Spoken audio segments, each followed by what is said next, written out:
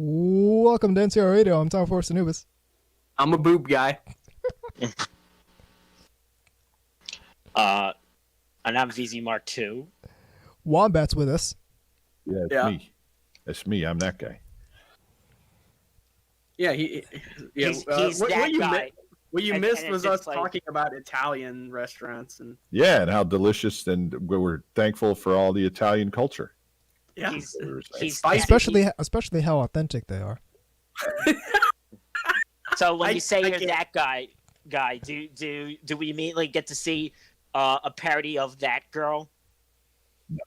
God, we don't have the rights. That's licensing costs. It's just outside the budget.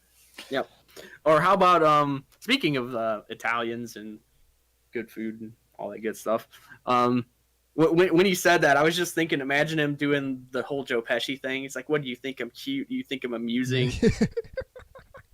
Is it ha funny? Am I a fucking clown to you?"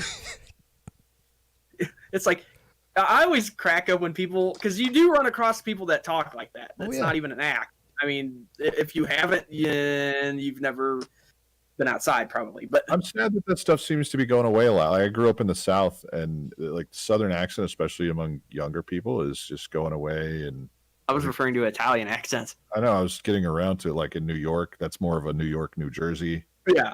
But when they move somewhere else, they still kind of carry that with them. Though, yeah, that's what I'm saying. That stuff's going away, and I think it's that sucks, man. That's actually colorful.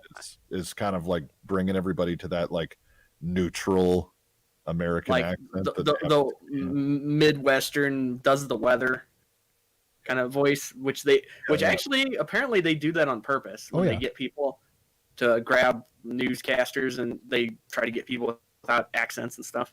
Your non-dialectic, non-discernible ones, yeah. But I was thinking about some really Brooklyn guy hosting Seinfeld or whatever, or not hosting, but imagine like Kramer or something was really like that, talking like that. You know how he always. But I'm assuming you've watched Seinfeld. That's probably a bad call. I was waiting for you to put in a good attempt at the accent and embarrass yourself. I was just. Yeah, exactly. I was like, yeah, I better not. That's probably a bad idea. But all right, so for people listening live, here's how you get involved with the show. You hit up ntrradio.net. You click on the chat link there. You give yourself a nickname, hit the button, and join us in the IRC channel. Alternatively, take your favorite IRC client, point it at irc.horizon.net, and join us in the Pandora Hash SLC Media channel. In addition, you can get at us on Twitter at TAnubis, at VZMK2, at Immortal_KGods, at NTR_Radio, and as always, the email address to get involved with the show is ntrradio@gmail.com. I should mention I'm no longer on Twitter. Oh shit, you're no longer on Twitter. So Yeah, like voluntarily or? Yeah, I left on purpose. I just got tired. I've been this close to fucking deleting my Twitter for like the past month. And let me explain what did me in. Okay. I didn't get like swarmed or anything by idiots or anything like that, but I kept seeing something that was annoying the shit out of me to the point where I was like, okay, I can't do this anymore. Which is, I kept seeing the thing where you get like the 15 or 16-year-olds screeching at people for posting porn. And then trying to act all fucking weird about it. And then if you go to their actual thing, they're talking about sucking cock or whatever. Like behind a 7-Eleven or whatever they're doing. And I'm just like, dude, these people are fucking nuts. And at very least, they're either just playing a role and they're creepy predators or something, which I honestly think a lot of them are. I know I've said this before. Can't we just go back to like the people who are prudes being evangelical Christians? Because it's such a nice, like well-defined subset to you can attack, just ignore them completely. You just go, they're these people. They're a different culture, and it's like now you have people who are pretending to like anime and pretending to like whatever, but like they're really weird, hyper prudes about it. And it's just like, man, can't we just get back the like 48-year-old evangelical Christian screeching person that's very about like how Pokemon causes you to worship Satan and like that's cultures from the Orient. That stuff was super easy. You know what I mean? It really was, because now you got these fuckers attacking Dungeons and Dragons and shit, and it's like orcs must be black people because they rape and rob. It's hilarious how this stuff always comes full circle. And then you're just kind of like, that does not reveal anything about them, but it reveals a lot about you. Yeah, that's number one. It's like, okay, obviously we know what you think of black people. Yeah, I'm still amazed that brown people just became a thing that we say now. And I was like, that's what racists used to call everybody, to erase the diversity of brown people. It's like you can't just color. Oh, brown people. Whoa. Yeah, it's colored people, but like with a different coat of paint. Yeah, and it's like, and the weird thing is how many people are just on board with that. Yeah, we can't share it though. I can't say, man, I love those coloreds. Well, it's like, like I said, very positive statement. These things come full circle. It's like, okay, well, people were hating on Dungeons and Dragons back in the 80s because they thought it was satanic, but now they're hating on it because it's racist. Like, you can never I preferred when they thought it was satanic. Obviously. It's just because it kept them away from it. Satanic people just wanted it gone so you could ignore them. And plus they didn't try to play it themselves. Right? Like, they want it fixed. They don't want it gone. They want it stripped of any character or personality. Like they want it made bland and like they want their fucking just like your fucking smooth brain. They want it nice and unoffensive. Well, here's the thing, which is a problem they could solve by making their own tabletop role-playing system, but none of them are creative enough, and none of them are good enough at doing that to create something that people would value. Because nobody actually wants what they like. Nobody actually wants what they're proposing. No, that and most of them are lazy, fat, and stupid. But that's besides the point. They'll basically just be like, I don't have to make things. I have to. It's a control thing. I mean, we all agree on that. It's sort of a I can't create, so I'm going to hijack what other people's have made and try to make it into some basically propaganda bullshit. It's like some months back when those people who were making that, I think it was another fucking tabletop system based off of the Cthulhu mythos. And they had and they wanted to remove everything related to Lovecraft. Well, no, they put in this whole thing about, okay, we're saying it because it needs to be said that Lovecraft was a huge racist, and you should also, which is true, but nobody's ever said it before. Yeah, no one's ever said that. And it's important to highlight the works of these great authors of color. And my question is, why not base your entire game on those people and not the racist guy? Yeah, exactly. I mean, it's like, here's the thing about that I think's funny about Lovecraft is his influence is unquestionable over the supernatural kind of shit. I mean, pretty much, and this is a hot take. I know I'm going to get probably flayed for this, but I've always thought, like, say, most of Stephen King's stuff was like 2-bit versions of it. Again, I'm probably going to get flayed by some people. I don't think anyone who listens to this podcast was mostly fueled by cocaine. I think more than more than Lovecraft. It was probably 10% Lovecraft, 90% cocaine, sugar, cocaine nightmares. Like okay. I think we should get along talking about stuff you've been doing and watching. So I just flew in from Ohio, and you're tired. Yeah. So were you in Columbus? Yes, actually.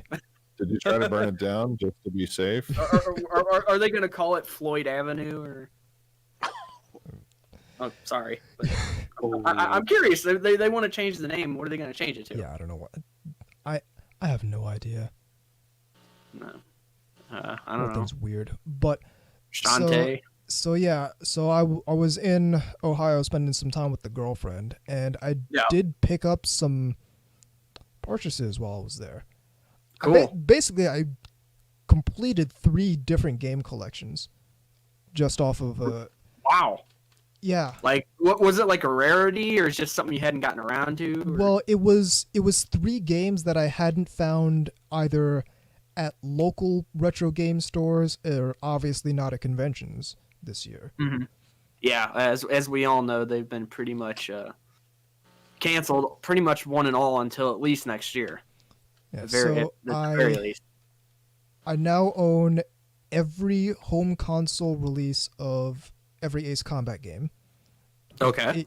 Ace Combat 2 being the purchase I made over there. I now own, I think, almost every Virtual On game, because I got the American version of Virtual On Oratorio Tangram for the Dreamcast. I own the entire home console series of Air Force Delta, in keeping with my ongoing quest to... Unless that new that mini console arcade that Sega's doing, maybe that will have virtual on it too. Well, if they well, really, if they're smart, they'll do it because it's one of their best games ever. But compilation collections there's always a big one missing, always. And I don't count those as far as collecting goes. Yeah, there you go. Because it's really just a virtual or whatever version of one that already came out, right? Yeah. That's how you see it? Yeah. Like this is basically just another version of one you already have. It's not... Well, more so it's that, like, there's really no challenge in that. So it's like, okay, I have to find a working disc copy of the second Virtual On game. So that's a quest. Okay, like, yeah, I have to fucking go out and seek out Air Force Delta Strike, as well as because this is what I've been doing. I've been It's not trying- like if you buy like recently, there's going to be a big Castlevania collection or whatever coming out for the Switch or whatever. It's that, just- and there's also like like a there's latency also version, there's you not know. going to be an Air Force Delta collection. Like that's There's never going emulators to for happen. that anyway, right? Like if it's just you want to be able to play it, like well, yeah, Exactly. I mean, Yeah. anybody who knows anything about the internet knows where to find that shit. Exactly. If I just want to play it, I can emulate it easily. I know how to do it. I have the ROM version of the first Virtual on. You have the tools. You have the. We can rebuild them. But it's like I've been on a quest to get basically all of the also ran air combat games that failed in the wake of Ace Combat. So like, I've got Lethal Skies and Lethal Skies 2 for the PlayStation. He's getting the 2, Sky like- Girls of the Ace Combat franchise. Exactly. I'm getting all this. I fucking got like Rebel Raiders. I don't even think I have that one because that one's apparently bad. But It's I always have, like when all you get Air the Force really Delta and shit. That's like when you run across the really hardcore like Star Wars fans who have like the really rare oddball books that are maybe just on the edge of being considered canon. Yeah, that, like exactly. nobody remembers that shit, but there'll always be that guy in the conversation that'll bring it up, and obviously he's not having sex, but but that's besides the point. Anyway. And then I got I think this is my third or fourth copy of MechWarrior 2. Oh yeah, I mean, I don't want to take away your thunder, but I have a game that I do that a lot with too. Final Fantasy VI. I have multiple versions of it, and I collect it just fucking because. It's So probably my favorite game. That's like me and certain mecha designs where I have multiple versions of. Mm-hmm. Like, are you referring to like how Are we saying multiple copies or multiple versions? versions? Yeah, like are you talking about like alternates or? Well, so like I've got for MechWarrior 2, I have like the regular ass Windows 95 edition. I have the Windows 95 Pentium edition, and the one I got was like the ATI 3D Rage edition. And I think somewhere out there I've got one that I have one that came with a particular joystick or like in a magazine or something. I want to meet the person who has every version of Street Fighter 2. They probably own a library. And it's I was just gonna Street say, Fighter or they 2. own stock Street in that Fighter franchise. Alpha 2 Bravo Sigma Delta Charlie, fucking complete edition. And Knuckles. hypergonorrhea-inducing version. Yeah. There's way too many to remember. That was one of those things where I actually tried to have somebody explain it to me one time years ago. It's like, well, what's the difference between the Champion Hyper Fighting Edition versus you know what I mean? When they all almost look the same. Yeah, I gave up on that. And I guarantee there are differences. It's just one of those like I think I'm not that big of a fan to where I have to know. I don't even quite know what the difference between Street Fighter and Street Fighter Alpha is. Alpha takes place before. I know that. It's a totally different game. So because it's a fighting game, it's meaningless. Yeah. I mean, because if you're playing fighting games for the story, I think you're doing it right. You're in the wrong genre, son. What are you talking about? Guilty Gear has one of the most ridiculous storylines that's nonsense ever, and so does Blaze Blue. Really, everything that Arc Sys mixes. I mean, a perfect example would be the absurdity of like the Mortal Kombat stuff. Have you ever tried to actually follow that? Oh, yeah, that's gone for a long time. Yeah, I used to. When I was a kid, I was big into Mortal Kombat. I feel like fighting game stories are right kind of. Well, it's kind of like.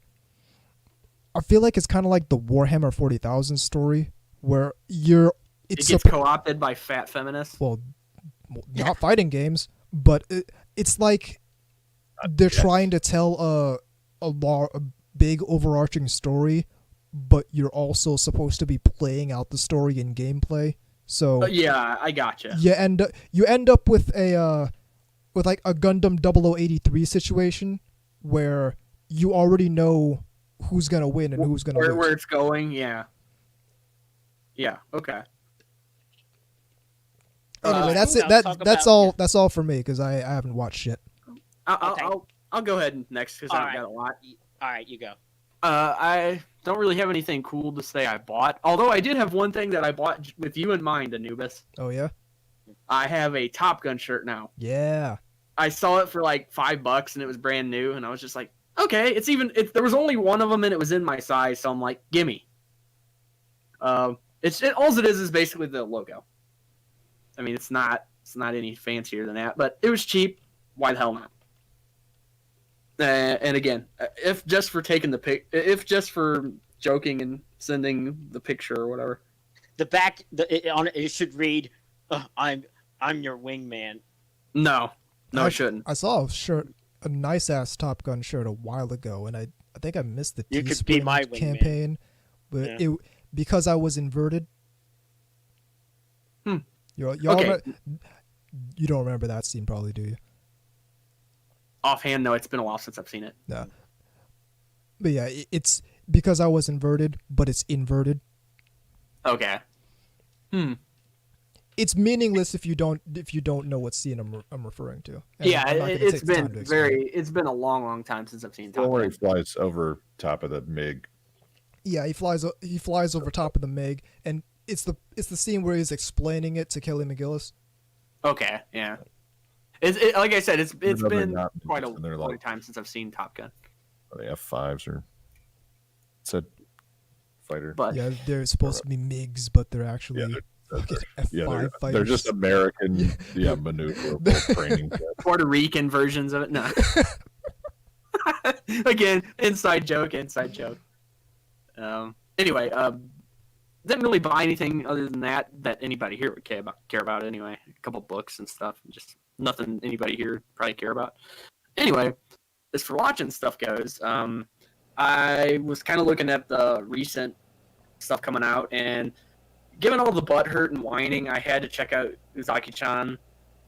Yeah, wants to hang That out. was Yeah, unexpected. I really didn't expect them to flip it. Like, it's such a benign show. It's so is. tame. It really is. It's just like it's boob jokes.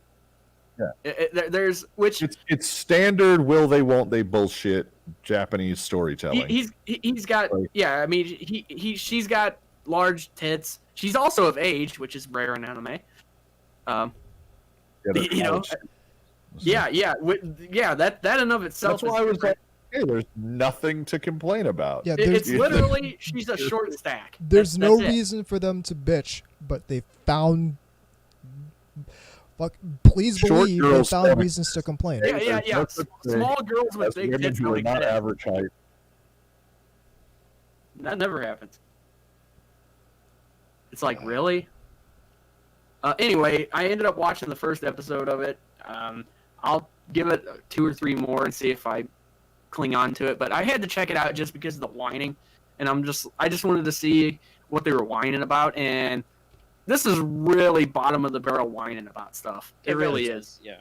I mean, it's not even on a premise level. It's not like it's fucking what was that one that they got so mad about? Ishizuka Reviewers. No, that was recently. I can't even. Asterate's Hero? toy. Asterate's toy. Oh. That was it. Oh, yeah. Asterate's toy. Yep. Where they whined about the succubus chick. 500 years she's not, but she's 500 years old. But she's not. But she is. But she's not. I don't know. That one's like actually 11, but who cares? It's a fucking cartoon. It's a drawing. Thank you. I mean that's the thing that kills me. It's like there was somebody who put out this fucking chart. I don't know if any of you guys saw this.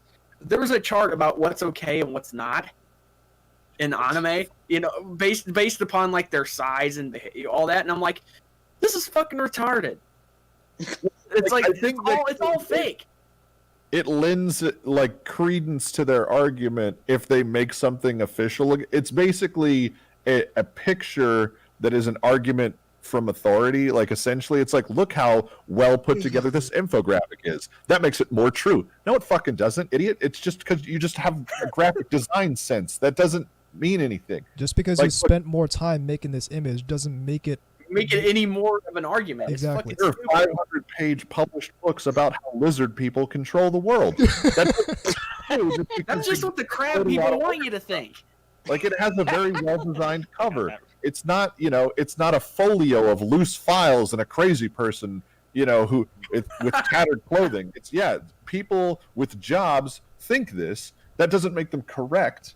Like, it just makes you a well put together asshole, not like the normal kind. Like, you're a very organized dickhead. You're done. You're still not right. You're just organized. That's not a special trait. Yeah, I mean, it's fucking ridiculous. Now, as for other shows, it's been kind of a weird time because of the COVID thing. There's been a lot of slowing down and stopping of stuff. I mean, that alone kind of made it a hard season to really put much effort into, I guess. So I was mostly just kind of watching stuff I already like. Yeah. I mean, I know that sounds kind of lame, but it's kind of true. No, other people have been doing it. I do remember. There's one thing I did see. 3 things I did see, actually, but we'll count it as one thing. Puerto Ricans? That. I'm not letting that joke go. I'm sorry. People from Puerto Rico are like, fuck you, man. Yeah, this is something we need to talk about. The Code Geass compilation movies. Oh yeah, you mentioned watching those with your squeeze there. Yeah. The girlfriend and I watched all 3. Both of us are well seasoned in Code Geass, and honestly, was it the first time you ever watched those? Yeah, it was the first time. Okay. So yeah. Fresh watch of the 3 compilation movies, off of having seen the series like 3-4 times. Right. Watch the fucking series, and I'm serious about that. Like, so it has the same problem that a lot of compilation movies do. Especially coming off of like the Zeta Gundam paradigm. Don't remind me about that. Where it's because they're trying to take like 50 some episodes and condense that down into 3 movies, you end up taking out a whole lot of stuff that on the surface level seems superfluous and okay to take out, but if you look even the slightest bit underneath the surface, the stuff they take out is actually really important to character building, and as a result, like Colin's shower scene, and like the entire scene with the hotel cut out, everything involving Mao cut out.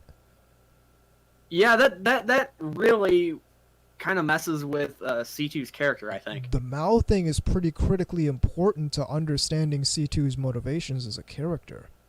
Well, it's the problem with anything. Like, I think compilation movies, just as a concept, if you're cutting down maybe like a 13 episode season, maybe if you can get away with it. These are 3 movies, you could kind of get away with it because you're basically, you could cut out some fluff scenes. There's always one episode where nothing happens, and even a 13 episode show, but 26 episode show, like, that's a lot of time you're trying to, it's like 13 hours you're trying to cut down to fit into 6. Well, I can understand that if we're doing something like Mobile Suit Gundam, and it's still kind of a Monster of the Week show.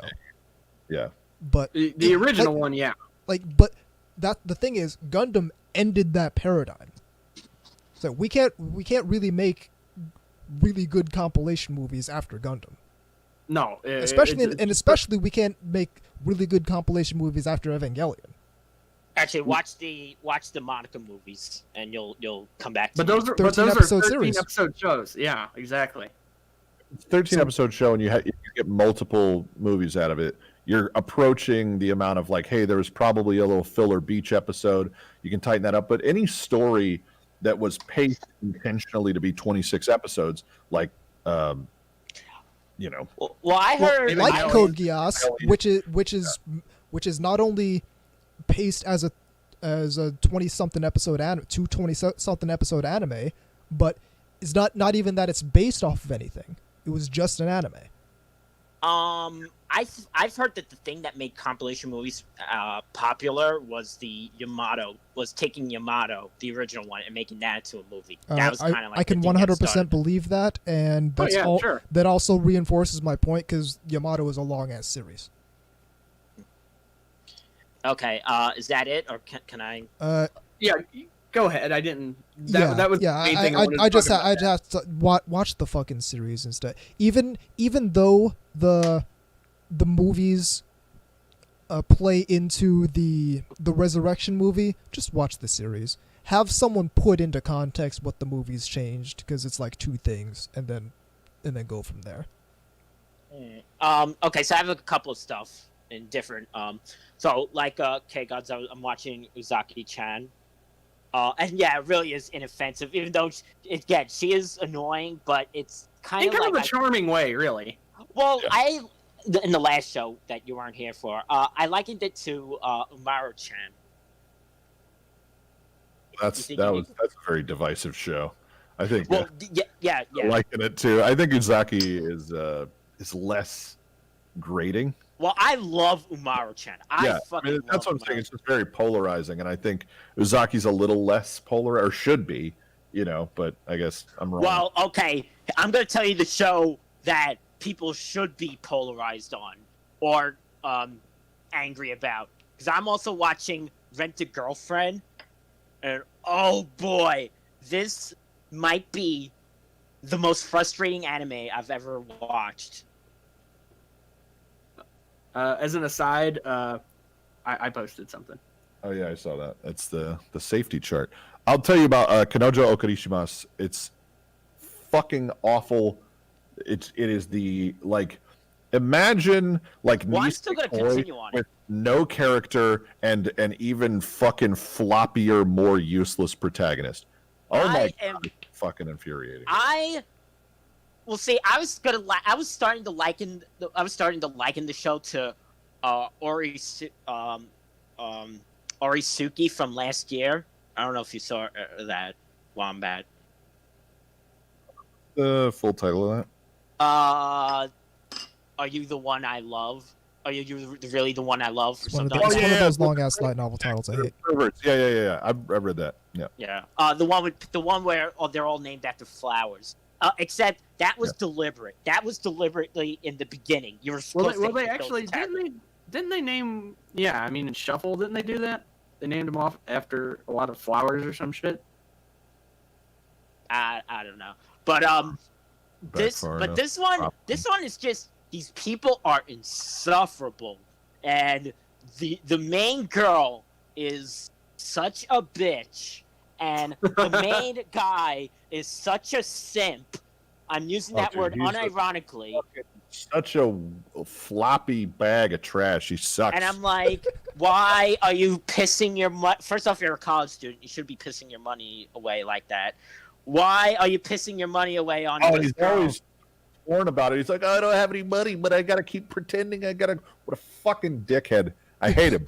And it's topping Yusha levels of anger. He's still masturbating, literally still masturbating to his girlfriend. His ex. Okay, here's my question. Now I'm really interested in this series.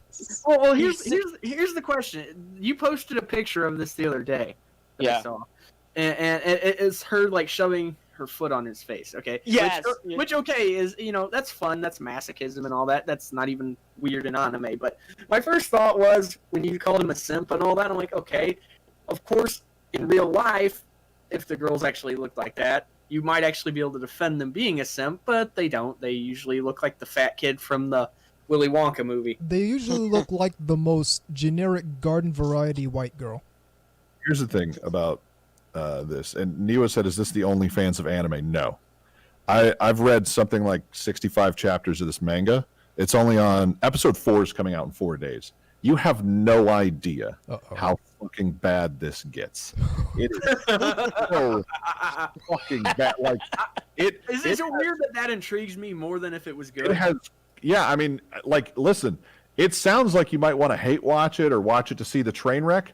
Which normally I don't like doing that, but one gag things where they've got this manga where they've got this one premise where it's like, oh, this same thing happens every single time. Like Nagatoro was one that kind of started off like that, but then like evolved the characters over time because it's right. Right? Like Nagatoro started off as bullying him and calling him disgusting and him blushing, and that's like the first 10 chapters, and then they kind of developed the character. Then it actually goes somewhere. Yeah, right. Because he's not a shit author. Kanojo Okarishimasu does not ever develop either of the or deviate from that. Yeah. So basically, she remains a bitch throughout the whole thing. There's she she gets kind of wooey, and it becomes kind of a will they won't they thing. But like, yeah, it just falls back to the same thing. Because it wants to be 5 chapters long, and it's a fucking story that could be finished in 30. And instead it just keeps fucking going. Okay, I have one more question. Weird cock tease thing going on. That's I have one more question. Wombat, I have one more question. I don't want too many spoilers, but I think he already did. Well, okay. The girl. It doesn't ever change. I don't know her name, but the one in the opening that you see, who has the she has the short hair and the ribbon in her hair. Yeah, the short black hair. Yeah. Yeah. Is she anything? Is she any better or worse? So here, how do I say this without spoilers? It doesn't matter. Nobody matters except the main chick because he's such a fucking bag of trash. Like, you really gotta understand. He is the worst protagonist. Like, he is up there. He might be one of the worst. He's definitely one of the worst. I don't know if he's the worst anime protagonist ever, but he like literally, it had, first of all those girls, first girl syndrome, guys. I'm sorry. It's in full effect here. First girl syndrome is terminal with this little dickhead. And it's a fucking girlfriend he pays for. That's the premise, right? Ugh. Like, that's what the title means. Kanojo Okurishima, like, thanks for your patronage, like, it's that kind of. And I gotta pretend to be nice in public. Yeah, and she's literally a for-pay girlfriend, and he falls in love with her instantly. Okay? And she's probably like, God, get this fucking idiot away from me. No, like, she eventually, like, kind of, sort of, a little bit, but, like, it's obvious where it's going to go. There is never... and they have to pretend to be a couple because their grandparents think they are. Yeah, now. And that's because he fucking said to his grandparents, and he just, everything he does is horrible, right? He's just like, my grandparents, you'd come to meet them, and she's like, I specifically told you not to say anything like that, specifically. And it's just that trope over and over again. And then she's like, okay, you told your grandparents, but don't do this. And then he goes, I do this now. And I fell in love. This reminded me of fucking Nisekoi. Yeah. Yeah. No, Nisekoi is like this is much worse than that. Yeah. Nisekoi is nowhere at this level. Because Nisekoi is in the realm of like Turabaru, right? To love Ru, which sounds dumb to say in English. But it's fucking like it's that level. He's a fucking moron. This guy is like not oblivious to his feelings or that girls can like boys, which is just a weird thing to put on to 17-year-old men in anime, and I don't know why Japan keeps doing. What, girls like boys? Yeah, dipshit. That's what the fuck are you talking about? Like, their primary function in shows like this is to like a boy, but in Kanojo Okarishimasu, he's the desperate one. Like, the women, like, there are women who start to like him, but he's just such a fucking idiot. Like, he's like, no, I'm in love with the first one. So is it sort of like the? Oh, jeez, this just sounds terrible. Let's put it this way: it is the worst. It is the worst thing about Re:Zero, and the worst thing about every harem anime ever combined, right? It's first girl syndrome, and on top of that, he's desperate for her. Like, it's not even like male feminist. I mean, without like the rapey quality. Oh, it's just a pathetic man. I love he made the same face. He made the same exact face, and I had to tweet this. Wait 1 second. And I had to tweet this. It was like same energy. He made the same face as that Persona manga pic. The one bitches and whores. You know that meme? Yeah, except that was mildly entertaining, and this sounds terrible. No, but he made this. I'm just saying, he made the same exact face. I'm like, okay, so I had to tweet this. It's like same energy. Like the basic premise, right? And just to run over the basic premise because we didn't really do that. It's a guy that's desperate to get a girlfriend. Like that's the premise. That's the starting concept. Which so he describes pays like for 38 one, so different anime. Yeah, which is fine. And he pays for one because he's pathetic. Just so his friends won't make fun of him because they have girlfriends, right? Okay, and then I see where this is going. girls actually fall in love with him, but he doesn't He's want too it. fucking dense He or wants stupid. the girl. Like, no, they tell him. They tell him outright. The girls are Holy like, shit! This Please sounds even worse than it was in my like, head. no, I gotta I go. can't pay you. I like this one I have to pay who doesn't want me back. It's like, You gotta admit, hearing this out loud is fucking hilarious and sort of a. but like watching it, reading through the manga, it's just painful because it's the same thing every time. It's girls going, please just give me a chance. And he's like, what are you talking about, you dumb bitch? I'm in love with somebody. I mean, what do I look like? A man whore? No, just break up with. You're not even with her. You don't even have to break up with her. Just stop. Yeah, just like stop the fucking money. Oh, one more thing before. Really like you. Oh, one more thing before we move along, because we'll be here forever. I normally don't complain about anime tropes. I really don't. But one trope that I dislike, and the show has it, is so main girl does the thing with like her disguise, and her disguise is the braids and glasses. Yes. And I'm like, man, I like it when that. What? Clark Kent. I like it when that's their default look, not a disguise. You know, I want the guy to find the girl with glasses and braids. Yeah, sexy. Same, but Yeah. that's they're always like fourth girl. So when that's my problem with Naru from Love Hina. It's like you look better when you look like a nerd. Yeah. Stay that way, and also stop punching the dude all the time. Yeah. I mean, Okay, that distinctly reminds me. Genshin is the promised land for our people. Yep. And needs to be brought up often for the younglings so they understand that they need to read or watch Genshin. It understood. Thanks. That's another thing we watched. Homegirl and I were on vacation. We watched like half of the second season of Genshin. The second I season gotta get is so into good. Genshin. Getting a porn studio to make a nerd show is just beautiful. Mwah. Italian kiss, mwah, that's what that is. It's 100%. So another thing that I'm watching that I told the noobs last week is I actually started Turn A Gundam, and I'm halfway. Oh, you finally got around to it? Yeah. I don't know if you saw that, if you ever watched that, K-Gods. Of course I have. I own it too. Okay. All right. And I have been enjoying it. It's Tamino in all his glory. It is, but it's also quite different. It is. You know? It is very different. So far there are no space battles at all. You know, no people in like captain chairs and like that type of. Oh man, I so thought you were about to say something about Captain Planet, and it was just gonna have an aneurysm. It's not my favorite thing, but I have been enjoying it. I don't know anybody that is their favorite. Again, but I did say I do love shows that have like a technologically backward society or sort of regression in technology fighting that's relatable right now if you live in Portland. A group of super advanced technology. That's not relatable if you live in Portland. Yeah.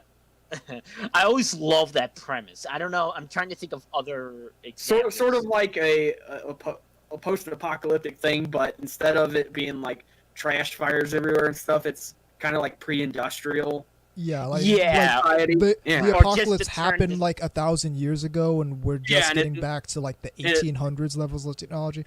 It's like all those stories that said we lived through a nuclear winter or back in the caveman. It's more like, in this one, it's more like early 20th century. Yeah. Right. Which conveniently is when it was made. Right? No. Not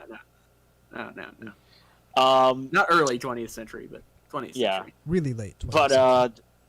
Yeah, I've been watching that, and finally the other thing I've been watching. So, Idolmaster turns 15 years old yesterday. Yes, sir. So it's legal in certain prefectures. I've been watching the streams that they've been doing, the live streams, and the other day they've been playing the original anime. So I was watching some of that. Yeah, I mean, I'll just be honest here. I've only actually seen the original one. I know. I need to get to the sequels and shit. Chill out. I'll get to it. It's like I still need to watch the third season of Yuri Yuri. I still haven't got around to that yet. Or the second season of Non Biori. Yep. Sure. I need to watch that too, which is weird because I actually did like that, so I'm surprised I haven't jumped on that yet. Yeah. I actually ordered the movie that came out too. Have you seen it? Yeah. Okay. Is it basically just like a really high production value of the show? It looks exactly the same, but that's fine because the show already looked great. Yeah, I mean, it didn't look bad by any means. It actually had a lot of scenery porn in it. Yeah, and it's only like an hour long, so it's basically like a long episode. But yeah, and that's about it. Anything for you, Wombat? I'm not watching. I'm rereading Gunsmith Cats at the moment. Good call. Very nice. Everybody read Gunsmith Cats. It's fucking. It's so good. I love Connection Sonatas. Unlike Ergo Proxy.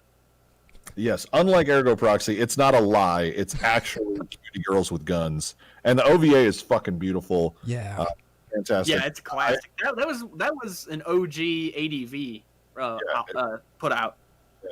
And one of the things to make sure if you're finding a copy of Gunsmith Cats, one of the early releases, I think the later ones weren't censored, but they took out a scene of Minnie May giving her boyfriend a blowjob. And I think that's bullshit. That needs to go back in. Yeah, I think the later versions put it back in. It was Dark Horse. When they did the Tonko bonds, they did it really they did omnibus editions that were like super Tonkos, super tanks with like the whole thing in like 3. Oh, that reminds me. I've been kind of looking back into rereading Bastard, which I love that franchise. But here's the thing: it was released here by Viz.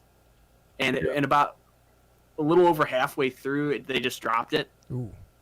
But it also is very censored, from what I hear. Well, that's a big problem with like those things that came out early because nobody ever scanslated them, so we're just stuck with like, whatever. That's like the Guyver where they just like dropped the releases here, even though they kept going in Japan. Yeah, but this wasn't like just over a couple. This was like over halfway, and it just kind of. Yeah, and that's what I'm saying. It's right. No, there was a lot of Guyver released here, and they still dropped but was it like, but the Guyver wasn't that long, was it? No, the Guyver is very long. It spans multiple decades. It's the guy's like only thing. Well, actually, one. Okay, that explains a lot then. Yeah.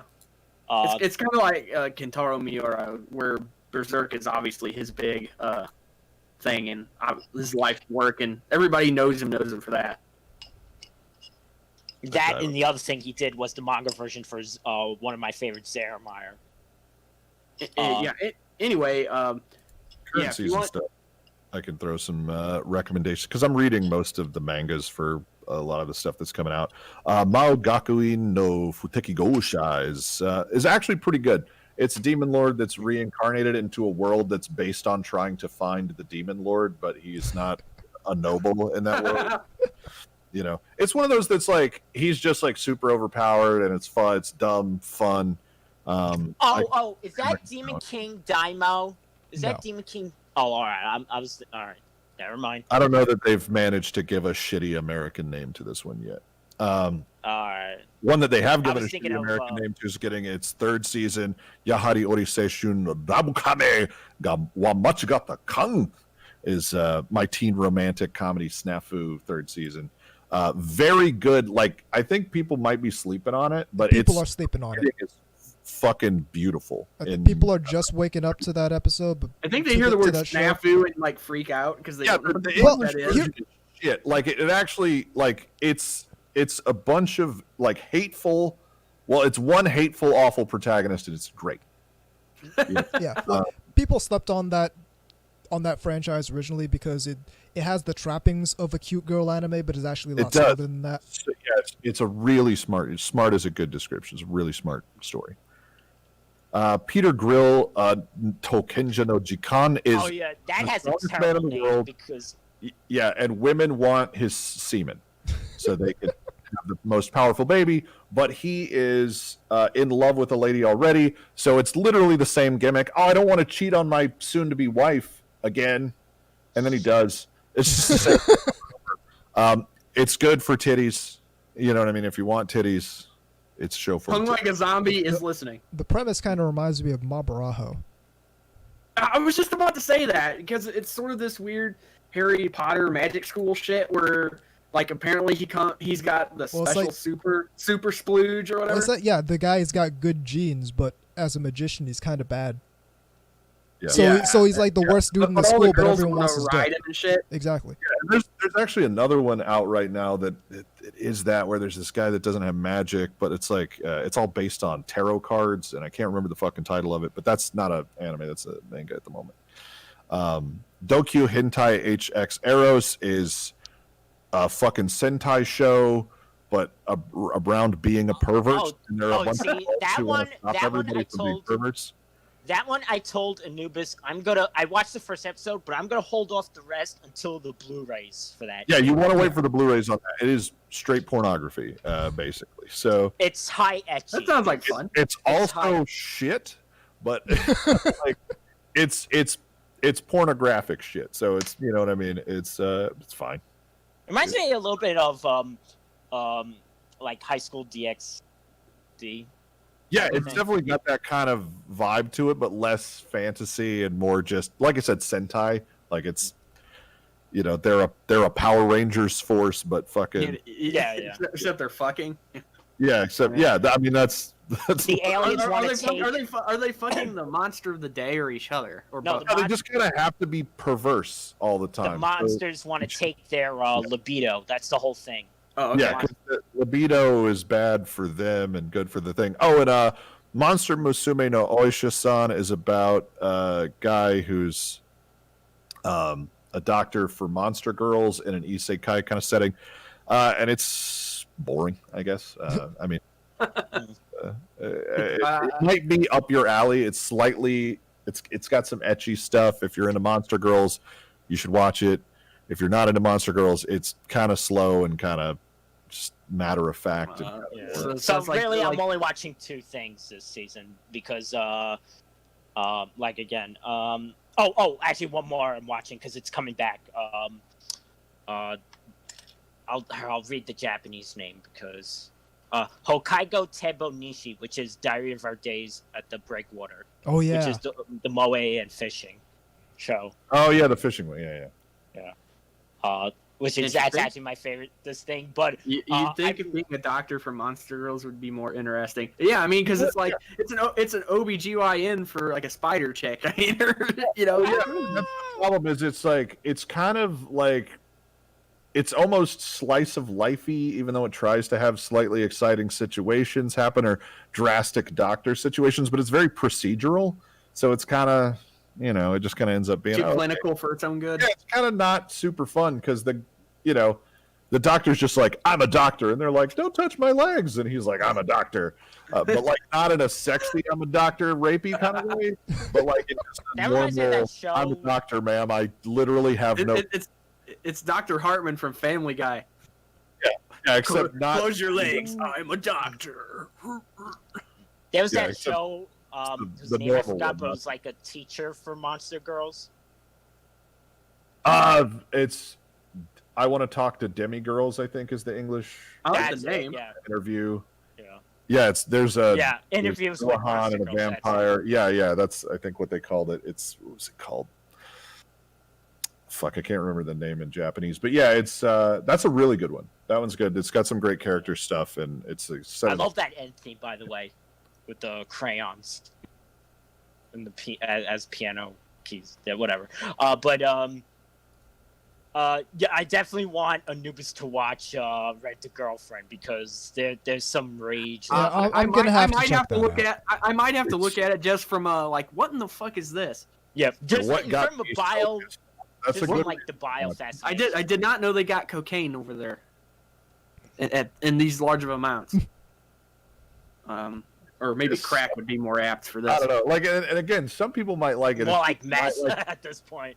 I'm so sick at this point of wimpy, willowy fucking protagonists. It's like, guys, fuck. It's and like whip it out and smack him in the face with it or something. Like, you could build an entire new generation of uber pussies out of this guy. It's fucking amazing how shit he is as a human being. And I think that's going to be it for this segment. Yes, indeed. We're going to hit up the break. Keep it right here on NTR Radio.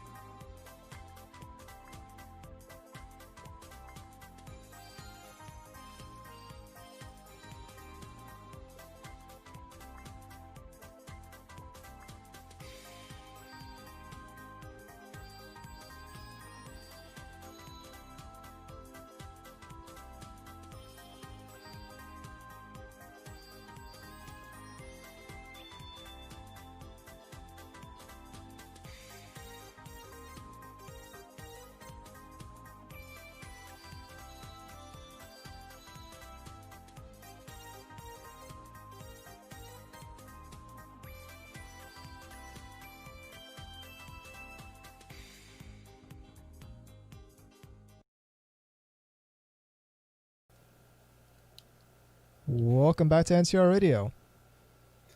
Yes.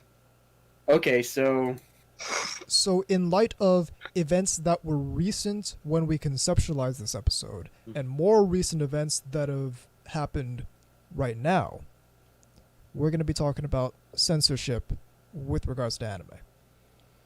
Well, manga and games and stuff too. Yeah, otaku culture. Yeah, there you go.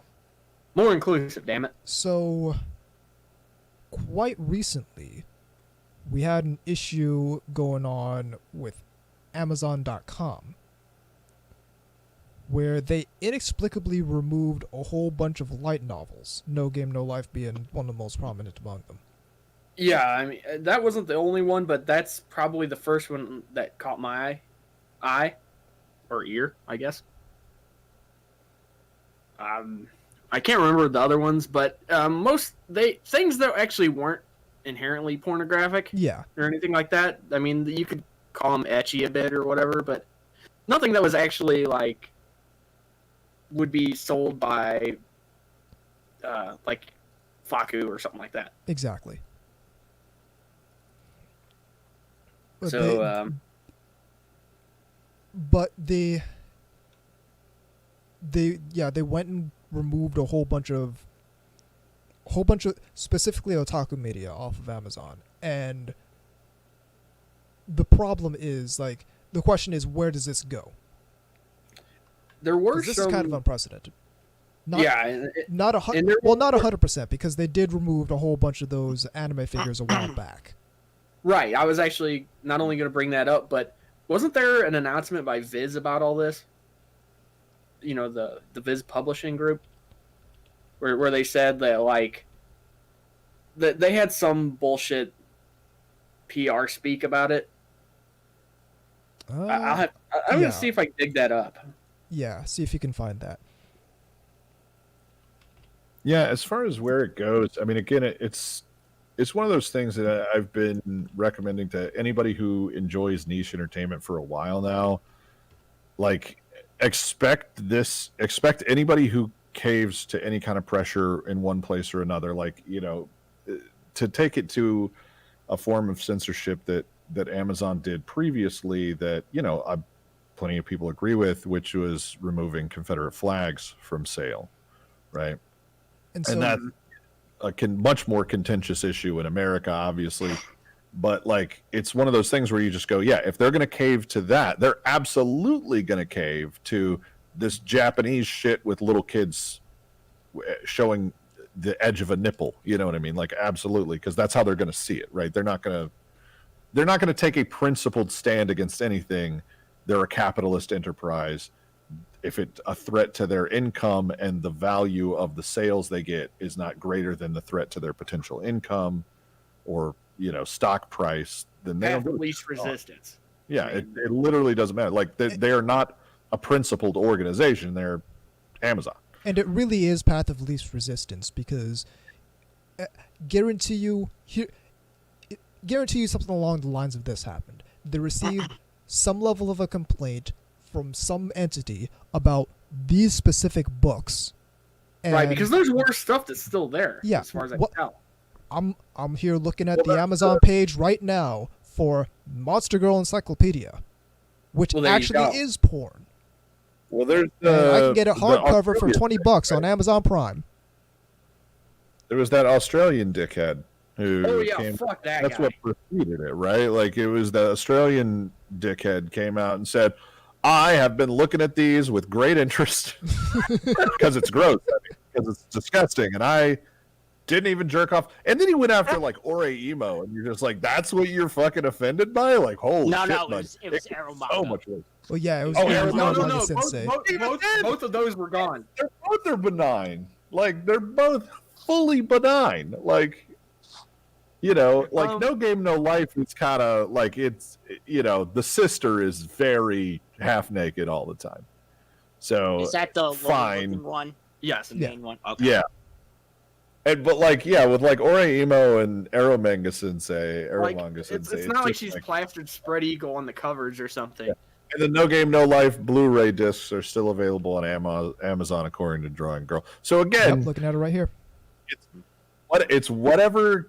Like, if anything, because that's the era we live in, right? One human being complaining represents if like they have a loud enough voice. Yeah, it's enough to just get out of the way, because cancel culture is coming. Amazon, obviously, which isn't real according to a bunch of fucking retards. Yeah, fucking morons who can't do basic research, I guess. But yeah, it's one of those things. If you're into a niche hobby, I thoroughly recommend buying. Well, first of all, I recommend helping to strangle to death the abortion that is the American industry. Just kill it. People are coming around on that. You guys fucking slept on me for like 5, 15, like 20 years now. Okay, it's been a very long time. Nobody listened. I think we'll agree to disagree there, but yeah, you keep doing that, and they keep shitting up stuff you like. So just fucking keep on that fucking denial train. No, I've been fine lately with what I've been buying. For now, not what you're buying. VZ, you came around on the Funimation thing. God damn it. Anyway, ignore that. I don't care. Shut up. He's dumb. Nobody likes him. Listen, what the fuck was I talking about? Right. Buy your niche product from people who respect your niche, right? Like, as much as Faku might be kind of a dickhead, like, about some things, like about trying to take down scanslations that they basically just take and then, like, they see what gets popular on In Hentai, and then all of a sudden, magically, that guy's on Faku, you know? And then they're like, oh, take down, please. Like, I get what they're doing, but, like, they're paying general respect to the stuff that they're making. They respect the niche, and, you know. And they apparently don't appear to be listening to people whining about it. Yes. Well, listen, I just ordered something Gundam related anime. I won't say what, but if you know me, and we know how Right Stuff's been doing really well with that. Wait, they give a fuck. Yeah, if somebody gives a fuck, support people who give a shit. Well, that's what I'm doing now. That's like what I'm doing with now. Amazon does not give a shit. So if something gets taken off Amazon, that should be fine. Like, it's a weird thing that we've fallen into where we just want to see our extremely niche hobby be available in mainstream outlets. But the thing that happens when your niche buy from Right Stuff becomes available in a mainstream outlet is the mainstream starts. Is that idiots start seeing it, and then idiots start to get a say in how it should go. And the next thing you know, Lukoa is anti the patriarchy. Right, and you're kind of like, where the fuck that came out of left field? This guy literally just draws titty porn manga all the time. I'm not sure he would agree with. And then there's this dipshit from the south, you know, that, I mean, that's kind of funny, whining about feminist theory or something in anime where it has no place. Yeah, very, very, very strange. I'm sure anybody that wasn't paying attention ran across that, and it was a giant, like, just doorstop, like, wham, what the fuck was that? So here's my thing, and I went on this a while ago. To me, this is an extension of why the fuck does any Twitter exist? So why is it that this thing we all agree is a super niche of even nerd culture has to use the same microblogging service as everyone else and can't come up with something that fits the very unique the needs that we all agree are very unique of the otaku subculture. So that's part of the problem. You've seen that move to sort of mainstream everything, and this started with video games back in the day, and comics were always doing this as well. I think the anime industry is chasing the mythical new customer, right? They're like, we got to expand our customer base. That's the Crunchyroll model. That's the Funimation model. That's the model of all these very massive companies that are beholden to even more massive companies, and that's part of the reason why they have to chase this infinite growth model in the first place, is because they have to look good for the companies that are above them. Otherwise, they'll sell them off and fire half their staff. Yeah. So again, like I said, I always am in favor of arguing for the old days, because the internet makes things a lot easier. It's incredibly easy to get your hands on raws now of everything. It's not like back in the old days where we had to like import fucking Macross laser discs and then get a specialized piece of equipment to subtitle them to do fan subs. Tape That's how trading. Move it through PAL or some shit and then translate it back to NTSC. Yeah, and it's they're NTSC in Japan, but it's a slightly different. It's JNTSC, so it's not as bad. But still, yeah, there's a lot of like. The point is similar. But yeah, like again, we should be okay with that. Underground hobbies should be fine with being underground. And I think we all forgot that. Yeah, I mean, it seemed like we could, like, oh, more people come into the hobby. That's good, right? Question mark. Makes it easier to get, but there's a question of overwhelming your culture. And if you have too many people come in, too many outsiders at once, especially if you're a small niche subculture, your culture dies and it gets replaced by whatever the masses that came in want. And in this case, it's people who want Japanese style cartoons that they understand in English with memes that they get and things that they're relevant to them. Like whatever's popping on Insta better show up in the big Crunchyroll show for the year because, like, again, that's what those people want. Our subculture, as it stood, can completely be crushed. And in a lot of cases, that's the goal. Like, that's actively the goal because they want as many people watching. They're profit-driven. Remember, there's no give a shit here. I mean, look at how translations have been going for visual novels lately. Like, holy shit, visual novels have been infected. The fucking visual novel market in the United States is... If we want to know what the fuck happens when we go for this infinite growth of the subculture model without any regard for what the subculture was actually built around, look at how visual novels went when they got popular in the United States. Not even like just a few years ago too.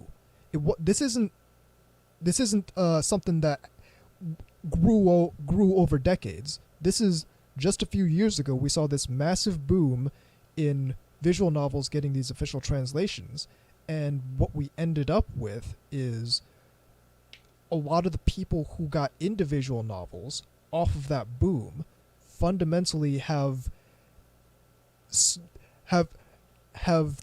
deep-seated cultural incompatibilities with a lot of what visual novels are, which is to say, you cannot separate the history of visual novels from sexuality. You can't do it. Yeah. Or if you try to do it, you're going to end up with something that does not resemble the culture of visual novels. But and you had all these people who came in off of the boom. Yeah, and I'm gonna place the blame squarely on a very popular game, Doki Doki Literature Club, is the reason why it's gotten precipitously worse over the past year and a half or 2 years or so. That's the reason it's gotten worse. I wouldn't put that on. It wasn't the boom. Manga Gamer was already fucking around. Yeah, like it's also, gotten what about worse. What about a Honey Pop? I think Honey Pop too. Honey Pop is probably, part of it.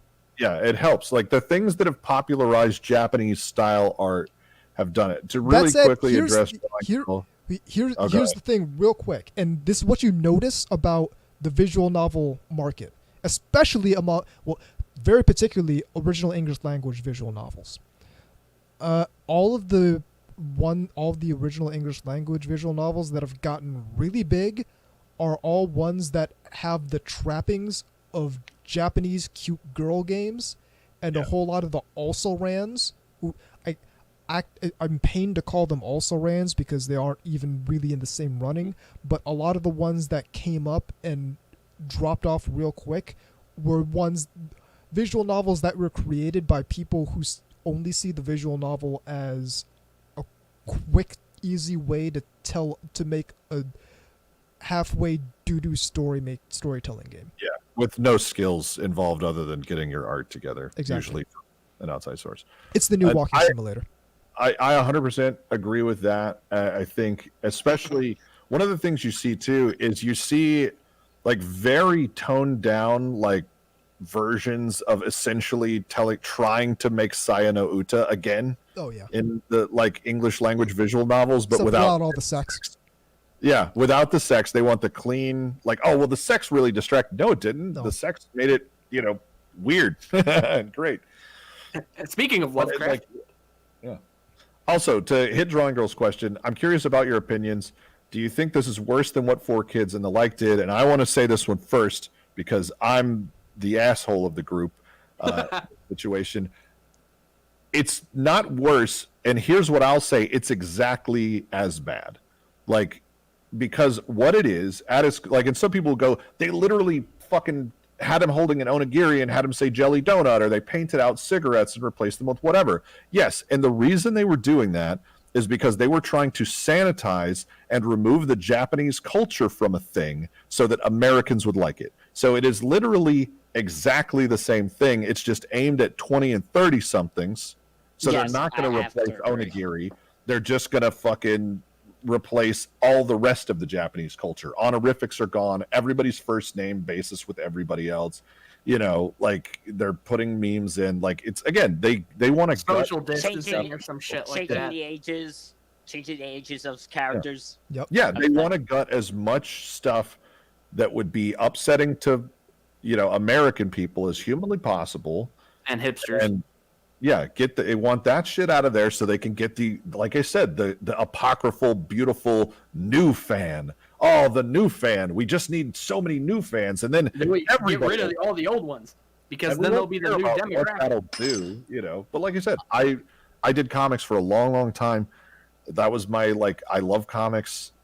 And that's what they did. They chased the new fans so hard that now comics are selling worse than ever, in spite of the fact that the stories built from comics are doing better than ever. Yep. It's just. Although it's funny, I think part of the and I just now thought of this. I think part of the problem with anime and why it's necessary for these companies to chase the new fan is the streaming model. Yeah. Because if your primary product is selling discs, then what you end up having to do is cater to the collector, because those are the only people buying discs in 2020. Whereas if you have a streaming model, not only are you incentivized to get as many people as possible onto your streaming model, you kind of have to in order to maintain a growing streaming platform. Right. Because and another thing that we talked about before. Yeah, and another thing we discussed this before when we were talking about how the industry works is in Japan, the people putting out the anime own the rights to, or the publisher of the manga. They're all going to be profit sharing on the entire multimedia property, right? The figures, people buy Blu-rays, people buy manga, all of that's going to get split. Whereas here, the people that get the streaming rights to the anime version they get that little tiny piece of the pie, and then they're giving, in most cases, something like 35%. It depends on how big the service is. Funi's probably looking, they might be able to negotiate some better deals, but they're giving 35% of every dollar they make back to the company in Japan, right? So they have to earn to get their slice, and it's the same for Viz with manga. They're giving 35% of every tankobon sold, every subscription, page read on their online services back to the Japanese company, and then a little bit trickles down eventually to the author, maybe. Then part of the issue you have there is that now you've got Crunchyroll and Funimation sitting on some of these production committees. So while they are now part of that profit sharing infrastructure, their motivations as a company for what they need the anime to be successful are fundamentally different from the rest of the production committee. Right. I was actually going to say that before that, though, before they managed to weasel their way up into that, they did sort of have to have that growth model, because unlike domestically in Japan, they don't have to share their profits in the same way. It doesn't have to go up the chain in the same way. You know what I mean? Not in the same way, but at the same time, they are also beholden to much larger companies, and they have to prove their worth lest they get sold off. Another important takeaway from this is Japan does not have the attachment to artistic integrity that most American artists do. Like if you talk to any manga author, they're going to talk about, like, they might be idealistic as a young person, but the system in Japan is meant to beat into you that this is a product. The editors have extreme leeway over the content of the story. Yeah, I've heard that. And the editors are also, like I said, if the product isn't selling well, it's not really a nice relationship between the author and the editors. Usually it can be. Like, you'll see a lot of editors get thanked at the end, but that's usually because they helped their manga be successful. You know, not that they helped make it match the artist's intentions more. You know what I mean? So there's a very different system. So when they sell something to America, and you'll see this used a lot of times as an excuse, the Japanese, the mangaka and the companies that own it they don't give a shit what happens to it after it's been released into the wild like that. Yeah, like they're like, it's a product and I want my product to sell. I get my money either way. So yeah, here's the thing: is go ahead, but not the same way. Like, they care about the integrity of their product to an extent, but they also think, well, it's important that Americans be able to understand it. So yeah, they should change whatever they need to. And it's like, well, no, that's wrong. And you can't just tell them they're wrong because they're the artist, right? Like, they get to make that argument as a, like, tautological, like, hey, the artist said it's okay. And it's like, yeah, but the artist doesn't know what the fuck he's talking about in this case. And that happens. Like, I'm not saying he's a bad guy or he's stupid. I'm just saying he doesn't, like, Japanese people understand that they don't understand America. So if an American says, we need to put in this weird feminist joke for your thing to sell, they'll go, okay, I like women. So that's fine. Exactly. And it's like, so they understand that they don't understand America, which is the entire reason we even have localization companies in the first place. Those are known unknowns, as a former governmental official would say. And so, like, if sorry to bring up that bad memory. If we were to go back to the production committee for any given show that Funimation fucks up, what are they going to tell us? So, Funimation's fucking up your work because they already have their money. So to them, it's less of a concern at that juncture. Artist wants to see their stuff get out to as wide an audience as possible. The localizers are telling them that they need to make these changes so that the American audience will accept it. And they go, okay, I want as many people to read, because, like, that's an exciting thing, right? Like, if you're a Japanese person, right, you're like, America love my stuff.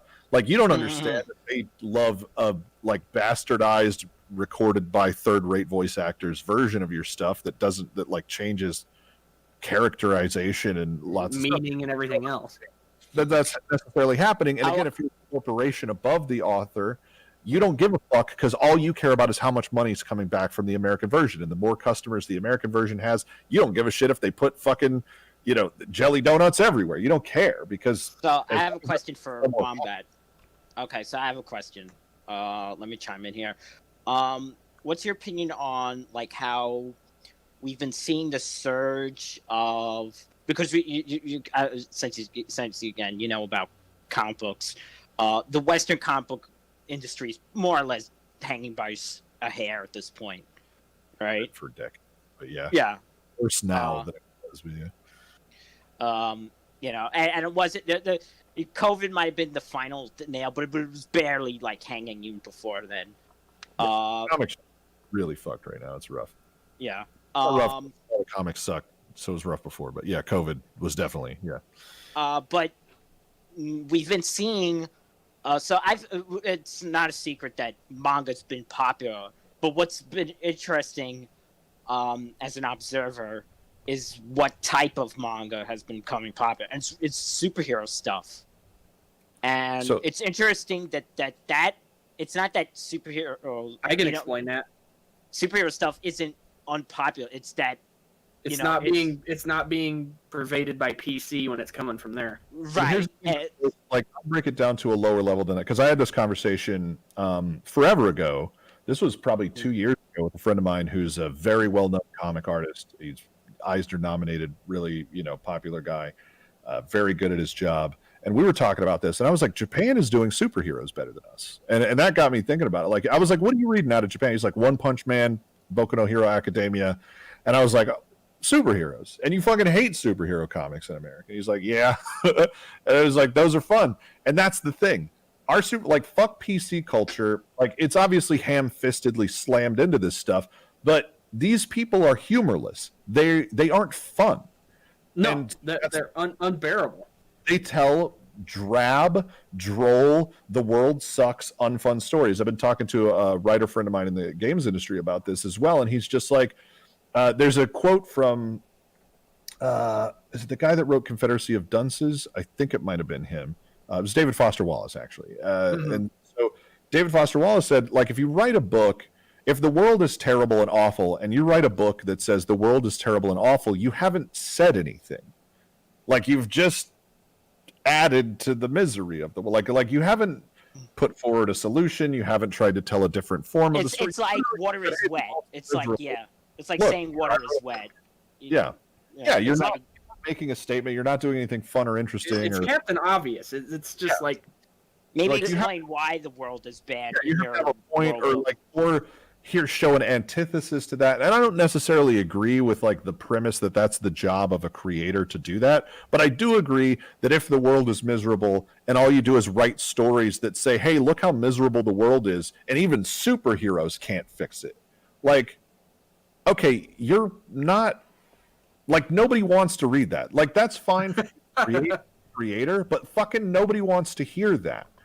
Because, again, aspiration is a thing that, especially in Western media, is dead. Like, if you write something that's aspirational, people will accuse you of, you know, not representing the world properly. Like, hey, if you write a story about a white guy and a black guy getting along together, you're going to get chastised for writing cruel fiction that doesn't examine how much the black guy's life sucks in spite of these two people getting along. And it's just like, yeah, what about aspiration? What about wanting to be better? Like, can't we move forward? Well, this is why we have, but this is, now we live in a world with, like, what's that thing? The new Warriors or something, and characters like Safe Space and... Oh, God, that joke. Yeah, I don't know, Internet Gas or something. So proud. Like, if you watch the interview with that guy, he's so fucking proud of that. Like, he's like, I'm really sticking it to him. Yeah. It's like, that's not the only thing that you're sticking to there. Snowflake and Safe Space. Yeah. So, like, here's the thing: is here's what I don't think anyone talks about when talking about the appeal of anime, is that part of the reason that it's so different from especially what we're getting now out of comics and out of video games, is that it is created as a product to sell. There's no pretense of this being some sort of fucking art school horse shit. We're gonna change society. Well, like, it's that, and we're gonna fix everything. If you're coming out with some all the world is so terrible shit, everyone knows nobody wants to buy that, so they're not gonna make it. So when you start to get Boku no Hero Academia, you start to get One Punch Man, you start to get all this fun escapist shit. You start to get Uzaki-chan. You start to get all this shit coming out of Japan, and people buy that because that's what people are like. That's what people actually want, instead of what people say.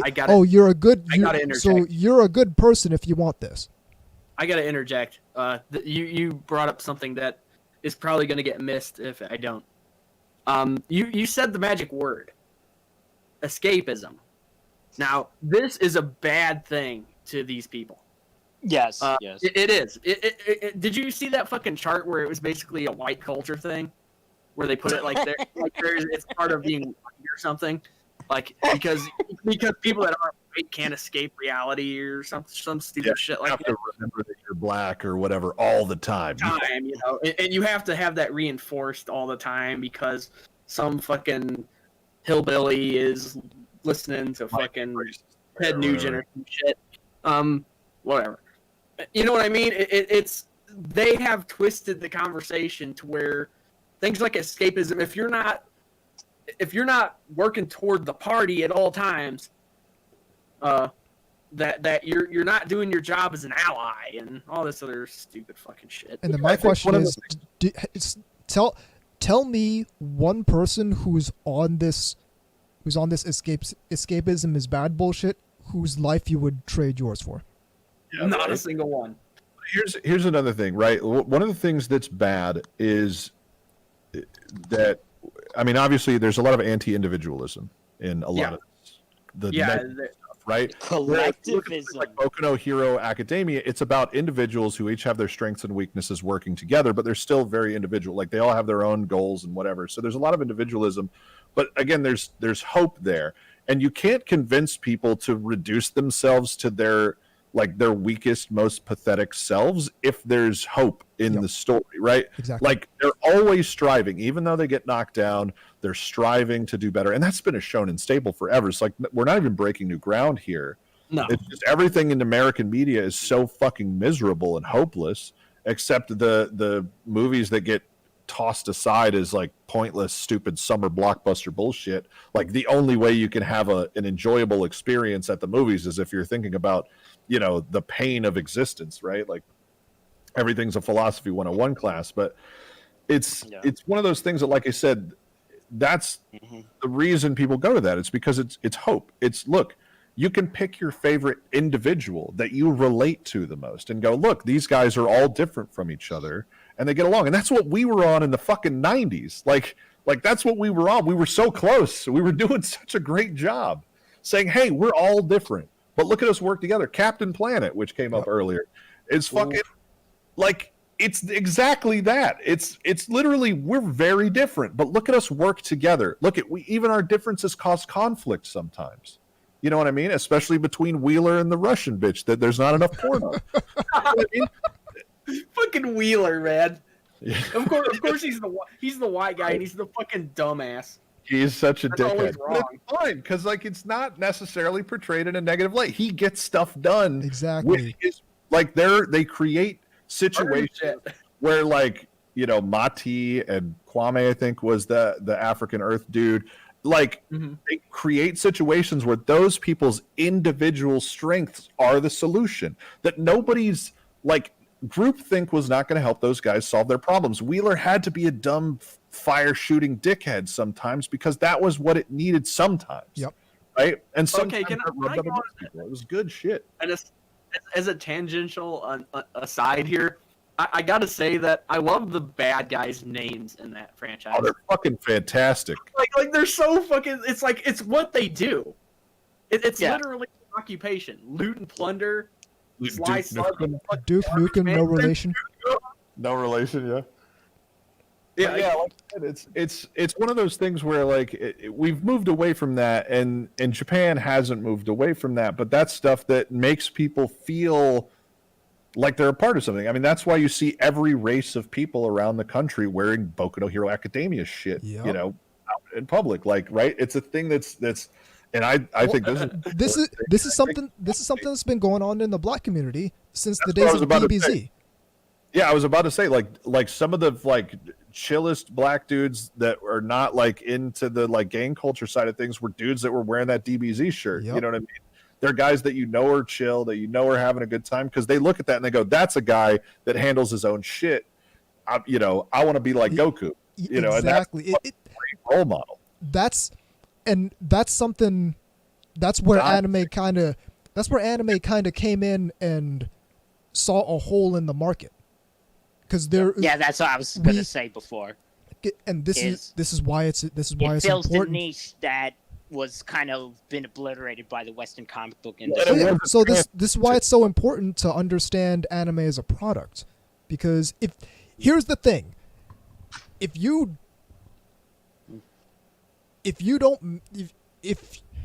have, how to put this, if you have a medium of entertainment that's created first and foremost as a product, and you habitually make shit that people don't like, then you're going to end up like the Western comic book industry.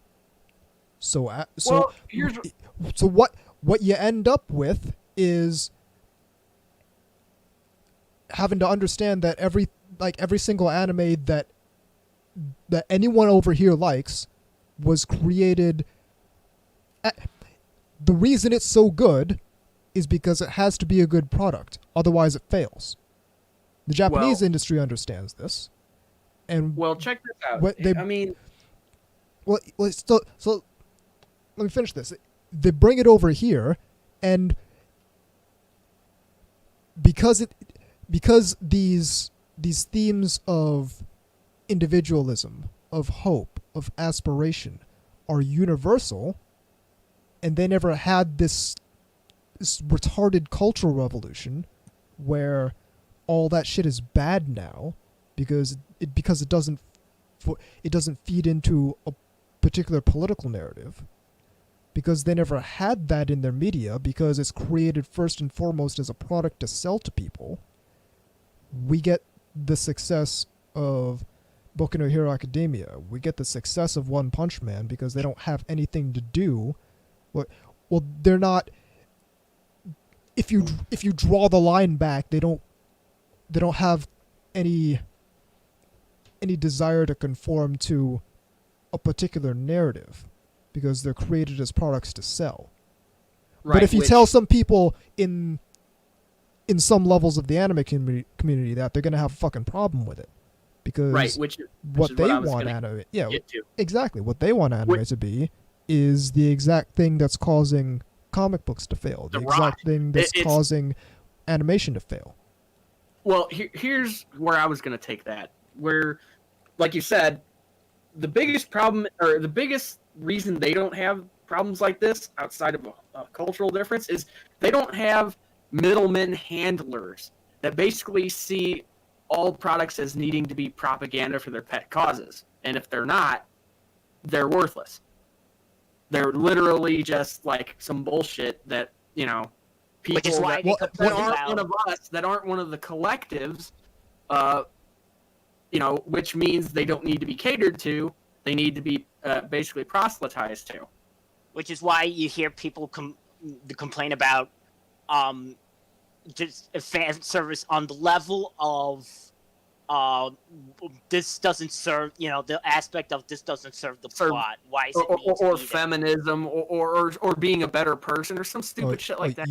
You want me to bring it back to the business aspect, because they look at it not from a standpoint that, okay, this is a product meant to serve a purpose, and the purpose is to make money by being good and sell to people. They're looking at it from the kind of academically trained, literary trained criticism platform. Remember, I went to art school, so I had to hear this. Exactly. Shit. So where everything has to serve a purpose, everything has to play back to the text, video games. and so on and so forth. This is the reason they hate video games. This is the reason it's not promoting their social views. It's not promoting anything like that. It's because it's fundamentally interactive. This is why a lot of the games that come from this kind of paradigm are these kind of walking simulator games where the interactivity level, The Last of Us is, or they're miserable. On some level, where the interactivity level is okay. I'm around getting yelled at about some stupid shit that doesn't matter. Well, no, it's not even that. I'm talking on a physical level, where the interactivity is I'm holding my Xbox One controller and I'm holding forward on the left analog stick, and that's the entire game. Same thing with the English language visual novel boom. They gravitate to that sort of game because it has fundamentally low interactivity. You don't need to have. It's also telling them what they want to hear. One of the problems with this too is like, and this is a problem that it started in the literary world with a couple of things. There are two things that are fun to look up. One of them is critical theory. That's what all this is, right? Yeah, it is. Yep. And one of the core tenets of critical theory, this is part number 2, is called the death of the author. Yep. Which is obnoxious as fuck. Yeah, bitching about that since day one. Can't possibly have authorial intent. Everything just reflects a secret internal way that the author might not even know about, but that they're putting out there into the world, right? Like, so that's the problem. Like the way critical theory has come forward makes it so that the people on Polygon are the ultimate authority on what something means. And if you start buying into that, you end up with a game kill yourself too.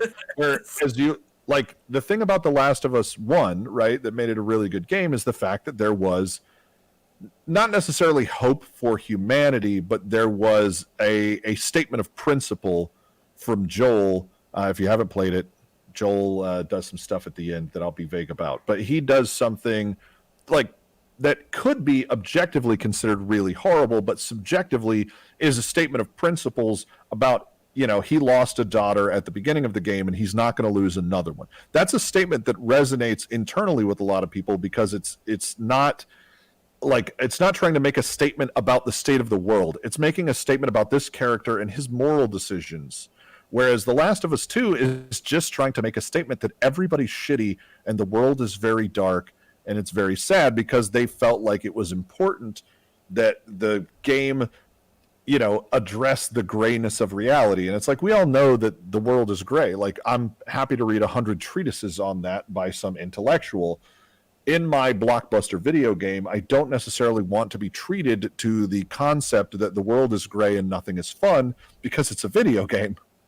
It's and nobody who plays video games really is into that, except for people that want to further along the message. And there's this misconception that things like, I watch plenty of films and play plenty of games that are challenging as concepts. Sayano Uta, to bring it back to that, is one of those games. It's a very challenging concept, but it's fun and it's intriguing and it's beautiful, right? It's very well written and considered.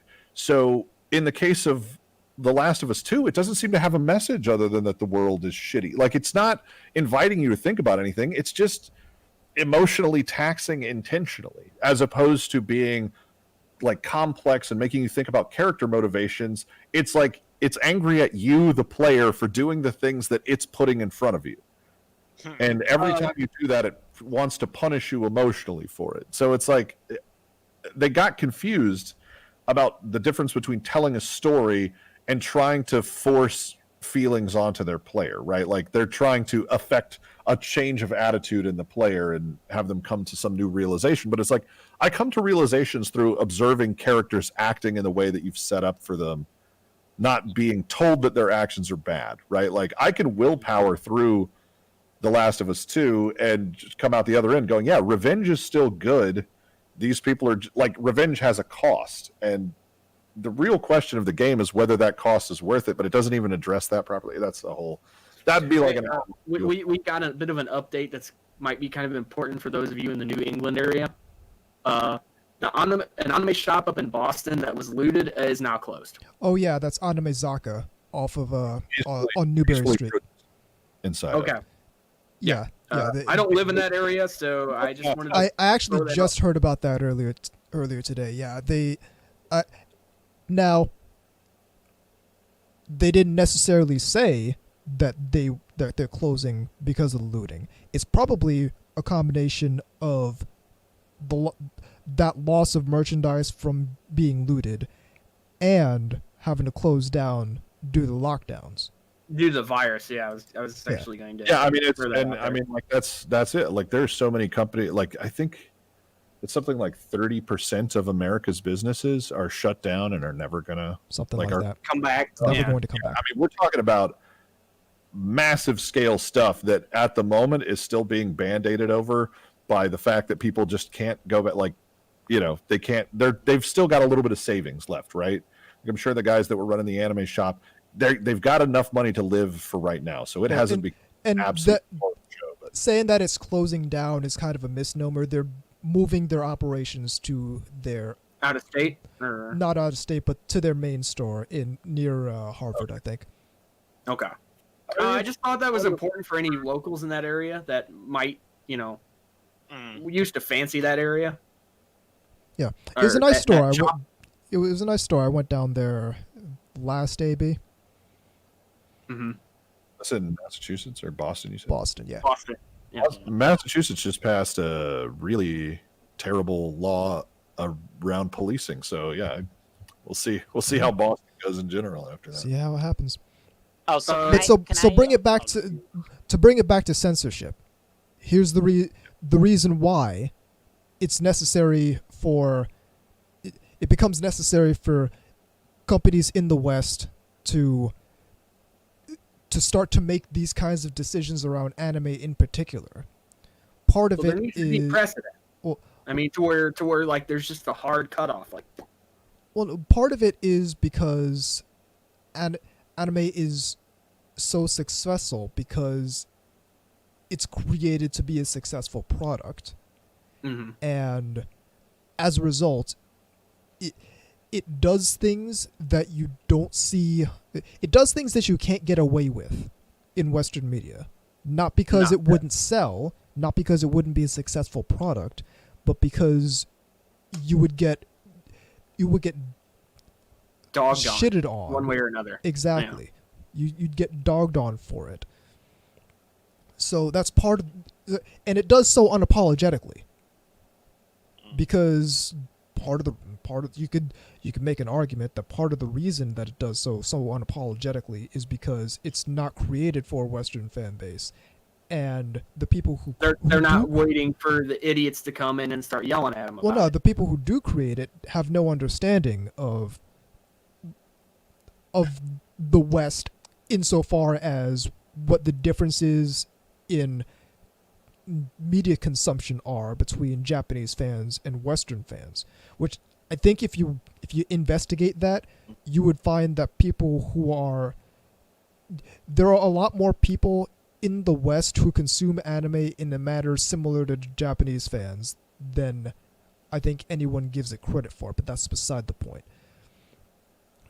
So you have that paradigm, and then when anime continues doing those things unapologetically, you end up with fans who come in off of the Funimation mindset, off of the Crunchyroll mindset of try to get as many people as possible because we need to grow to satisfy these massive companies we're beholden to. And we talked about this on just to hop in for a second. One of the things we talked about forever ago is how much this sort of stuff, like the Funimation and that stuff, was going to change, Japanese taste. And obviously, that's one of the reasons I read manga first and foremost, because I think the anime industry is a little bit of a softer target for that. But I think you really have to get to the size of something like Boku no Hero Academia. Japan is like fully on Twitter now. It took them a long time to get here, but like Japan's on Twitter, so those people are all reachable. But I think that that's mostly what you're going to see is people of that size where it gets big enough that the sort of like shithead mental disability side of the fucking anime community start badgering them on Twitter. Like already started to happen. Oh yeah. Yeah, that happens to people of that size. And you can see it happening to some, like you see Swery with his recent game that he put out, and you had a bunch of, like, he had a trans sequence in there and he changed it. And people were still giving him, like, and he was confused because he doesn't understand that in America, the current political climate around these like far left, identitarian crazy people is there is no such thing as forgiveness. Like once you've sinned, once you've stepped across the line, no amount of apologizing makes sense. So he's literally on his Twitter going like, I changed it. Like, why are people still yelling at me? I said I was sorry. And because in Japanese society that doesn't work like that. I got it. Yeah. Right. So, I mean, like he thinks that if you do something that upsets your customer base and you fix it, okay, you fixed it. I fixed it. I'm sorry. I got together with. They're not used to the idiots with wrath coming after them. Yeah, like this is it's a witch hunt. It's a struggle session. It's a communist from a culture that largely did not have witch hunts, really. So they don't understand. Well, I was gonna say another, because we were talking about this earlier on Discord about like how postmodernism is deeply rooted in Marxism. Well, no, it's separate. Like and again, it's all about taking down the sort of things that are already established that work. And one of the things that's very dangerous about it is this movement into arts is not new. This started with Dadaism, and the idea behind a lot of those things, and the idea behind Marxism at a baseline, one, it does not take human nature into account whatsoever. It's a happy utopianist bunch of bullshit. They're just like, oh, if we could just get it going, the utopia will follow. That's Marxism in a nutshell. If we could just take everything from the people who don't need it and give it to the people who need it, bam, anarchist utopia in the future. That's the nutshell version of the Communist Manifesto. Or chess for 2 weeks. yeah. Where like 9 shootings happened and 4 people were shot and 2 people died or 3 people died. I don't know.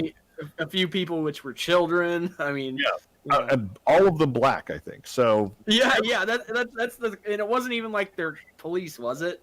Or no, it was their police. Their self-installed that guy was still alive. Like it's on the tape where the guy goes, "You're still alive, huh?" And then there's another gunshot. So yeah, great policing, guys. It's fucking nuts. Picked up all the shells and hid as much evidence as possible. That's the transparency we're talking about, guys. That's what we want. But again, back to the art side of things. Like, this isn't new. Dadaism was a movement that started back in the early 1900s. The entire purpose of it was to tear down, like, they decided that the rich people were the only people that liked beauty, and that the only reason art was beautiful is because that's what rich people wanted it to be. So they decided willfully, this, again, there's this art history thing, that beauty needed to be done away with. And so that's why you start to get things like Cubism and, like impressionistic paintings and things that were intentionally antithetical to beauty, which they underestimated how much rich people want to be seen as cool by artists. So the rich people just went along with it. Yep. And then you get CIA. Yeah, it's a whole, that's another thing people don't acknowledge, but it's so true. It really is a sort of, the Emperor's New Clothes, where people are, it's obviously like a sort of, if the person thinks this piece of crap and pretends, I don't see anything wrong with it. It's actually great. And a whole bunch of people, but then, the person or the child, the layman says, this is a piece of crap. And, other people. Except now there's an entire superstructure telling everybody, like, that it's not. But in this case, the emperor's not embarrassed. The emperor tells you you're not allowed to be in society anymore. So again, there's a higher cost. Yeah. But again, I think my basic problem with the idea of Dadaism and its basic roots, and Drawing Girl likes Dadaism, which is just, that's fine if you like a form of art that was specifically built with the intention of tearing down everything that came before. Like, Dadaism did not just want to exist alongside, realism and neo-realism and, modern art, like the modern art of the era, things like Alphonse Mucha. Those people, like Mucha, was derided as a commercial hack, even though his art's amazing, because he did advertisements and he had no problem doing it. But it's one of those things that, like, it was about tearing down everything that came before. And that's the problem with Dadaism. It isn't that, you should be able to make Cubist paintings if you want, because everybody, like, you could, nobody stopped them. Nobody came into Dadaism and said, stop making garbage art that looks stupid.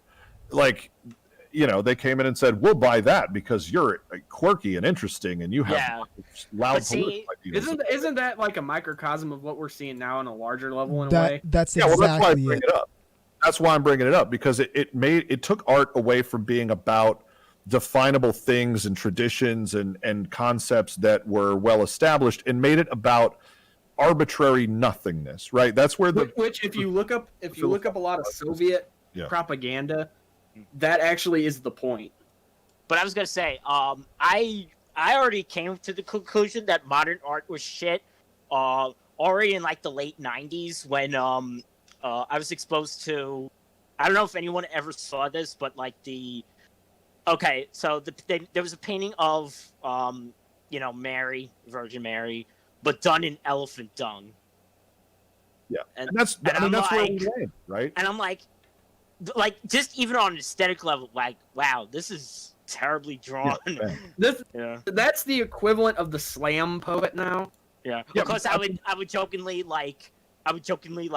egg on my grandfather, like, hey, look at this. Did you see this? Like, oh, that's terrible. Well, so here's the thing, and this thing I want to get across real quick though is that was the goal, right? Yeah. The goal was to make it so that somebody could paint the Virgin Mary out of dung. It took aesthetics needed to die beauty needed to die. That was the goal. Like, that wasn't just something that happened because these guys came in and wanted to do their wacky art. That was the goal. The goal was to make art about story that the artist tells you while you're looking at it, not anything that you could get. Like, because art always had symbolism that wasn't obvious in the art itself. But, like, again, they made it that intentionally. They made it so that Jackson Pollock is a genius instead of just a guy who, like, they could be visually pleasing Jackson Pollock paintings, but you know what I mean? Like, it took the question of technique and difficulty and said that those were evil, like, you know, bourgeoisie concepts. Okay, I'm going to go a step further. Okay? It's going to blow you away. So hear me out. One of the things that got me into anime for a long time was because of like how difficult it is to emulate, and my whole life was trying to emulate, you know, the style of anime. I think one of the reasons why, for lack of a better word, because nobody's come up with the term, that the modern Cal art style, you know, the very rounded style durable. That, you know, it's the reason why it's so popular with a lot of young artists. It's because it's really easy to emulate. Super fucking easy, it's really easy to copy. It's highly generic. You don't need so like you can very, very, very clearly see some differences between particular anime style artists. Yes, very clearly. Even like moe shows that deceptively look simple, there's still a lot of thought and planning to that. Yeah. And that's like you said, that's one of the things about Dadaism that they wanted, like, technique was evil, classical training was evil. These are all things that the bourgeoisie wanted so that they could press gang artists into the patron system. And now fucking artists wish they had the patron system, because now they're in the art market system where they sell their fucking painting for $1,000, and then that guy turns around and sells it for $50,000 at an auction. You know? So here's the thing, and here's how we connect this back to anime, is that we've got the classical paradigm of art, and then we have Dadaism, which moves in to try and destroy it, because that's the only way that sort of art can exist. Otherwise, if you have the choice between something that is something that's classically beautiful, something that we all understand as beautiful, even if we don't necessarily like have the same concept of beauty, we both look at something and can know it's high quality, versus something that's absurdist for the sake of being absurdist. 9 times out of 10 people are going to choose the beautiful thing, which is why it has to be destroyed. Because if you want something, if you give people a choice, they're going to choose the obvious quality. Exactly. And you can't create even if you want the choice is what they want to get rid of. So even if what you want to create as an artist is this absurdist thing, more power to you. But if the institution gives people the choice between beauty and whatever shit you're creating, whatever shit you're creating is not going to scale. Yeah, the market is not going to go with the. And that's why with the giant stick figure that supposedly talks about oppression or some shit. And which is the same reason why anime needs to be attacked when it comes to the greater geek culture paradigm. Because everything else we're trying to destroy that. We're trying to destroy beauty like Dadaism was supposed to do. Yeah. And if you give people the choice between, okay, we have all this bullshit that's being actively tumbled through a political paradigm and fed to you, or something that's created 100% completely outside of that mindset and retains the stuff that we lost in the early 90s. This, like, the individualist, the we have our differences and we're gonna have our problems, but we still need to come together to solve these larger problems. It still has that. It has characters you can actually relate to, rather than characters that are manufactured to superficially relate to them. It looks high quality. You get you get very distinct, like, contrary to the idea of artists creating art as being artists.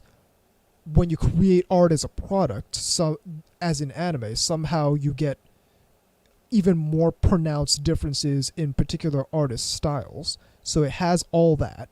It has all of the traditional elements of beauty that we lost when comics went down the toilet, when Western animation went down the toilet. If we give people the choice to do that instead of whatever bullshit we're doing over here, then they're going to choose that. So, as a result, when it comes to geek culture paradigms, anime is always going to be the redheaded stepchild of geek culture, because it refuses to conform. In a way, because it kind of can't. It would fail as a product if it did. Like all the other products started to fail as products when they started to It would cease being conform. what it was. It would cease being what it is, and as a result, it would not be anywhere near as successful as it currently is, neither in the West nor in Japan. One thing, and Wombat will probably understand what I'm talking about here, is the Soviets in many ways, and the Chinese too, did a lot of this. This is not new. They wanted to make faceless. They wanted to put statues of faceless, nonsensical shit, especially in foreign countries, to replace statues of things that are already there, because it's a demoralizing tactic.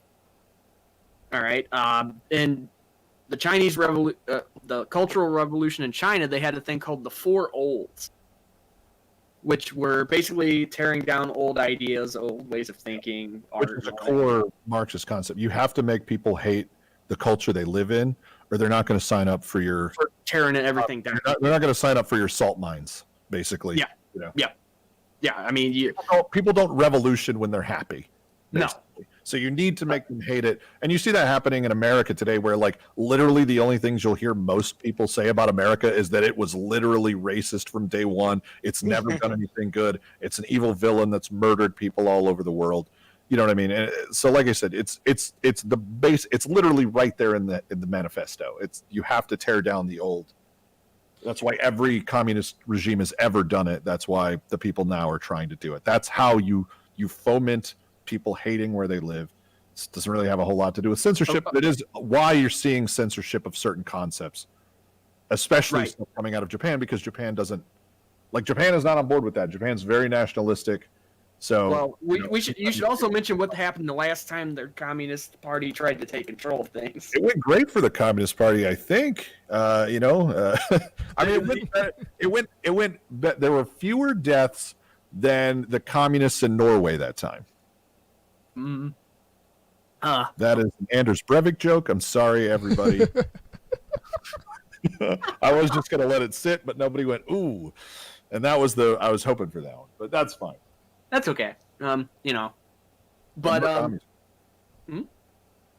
Just reading the chat. Oh, okay. We brought up Takashi Murakami, and he's yeah. God, that guy. Not the Murakami I'm into. No, I remember all the, I remember all the people in our school kind of like going all about him, because it's like, oh look, he's like taking Japan's weird culture, and it's like, it's like, yeah, but do you get what he's satirizing? Yeah, but that's not what. Yeah, well, I remember when I was trying to point out to people that, like, because Chubra was getting a bunch of shit. Yep, I remember that. And I was trying to point out, I was like, this is an extremely feminist show. Like, you guys don't, you're making no attempt to understand Japan at all, are you? But like, it's basically a show about having a properly fitting bra and how important that is. But it's for both, it's for... Yeah, but it's for everyone. Like, it's got titties in it. Yeah, and girls like looking at titties too, but like for some reason in America, even though most girls I know individually will happily admit that they like looking at titties, for some reason, yeah, again, Chew Bra, yeah, I know. I tried making this argument, Niwa. It was made by a female mangaka. And I tried making the point that this is this is trying to get Japan to change their concept of embarrassing things to do with nudity and, underwear, and to think about the importance of it. And it was framed beautifully. It was framed so well that people in America are idiots and just thought it was a titty show for people to look at titties. And it's like, okay, guys, good job. That's the thing. It has the trappings of a cute girl anime. Yeah, it does. And we can't have that because that might appeal to some people. Yeah, the male gaze is a word that you're going to hear a lot. It appeals to them. So even though it's something good, and even though it tries to move both male and female understanding of the importance of good undergarments for women forward, even though it does that, it appeals to the male gaze, therefore delete it. It can't have any wrong think in it, or it has to be stricken from the record forever, because we wouldn't want somebody to enjoy looking at the titties while they got the sermon about how important a well-fitting bra is. You just have to put out a bland public service announcement that says, ladies, please wear well-fitting bras. It's good for your breast and lymph node health. This is important. Well, please do this. That's the thing. Cool. Way to change culture, guys. If they were to make an anime about that same subject but make it look like Flowers of Evil, guarantee you they'd be all over it. Or if it was made about a jockstrap. Okay. But it's that's like how any modern depiction of adolescent sexuality has to be super awkward. Yeah. It has to be a struggle, because it has to. It can't. Back to another thing that goes back to critical theory and those things, like those people, the literary obsessed people, like the people that are like literary fiction is good, genre fiction is dumb and for babies. Those people who ignore all of the fantastic stuff in Asimov and Heinlein and Frank Herbert and just fantastic sci-fi genre fiction writers. Yep. Those people decided all on their own, because they're a bunch of academic twats, that all fiction could do and should do is speak to the truth of the world. It had to strive to represent the truth of the world and reality. It could not be aspirational. It couldn't be just for fun. It couldn't ignore problems. It had to try to reflect reality as much as possible. And if you look at literary fiction, that's all it does. Yep. Like anything that tries to be literary fiction, that tries to be a little bit less sad and angry about the whole thing. Like, what was that one where that chick, she had black maids, and the black maids didn't spend the entire time going, I hate this, and this is servitude. And it's like, it wasn't, I don't even think they were slave maids, but it I know what show, The Promised Neverland. Is that what you're talking about?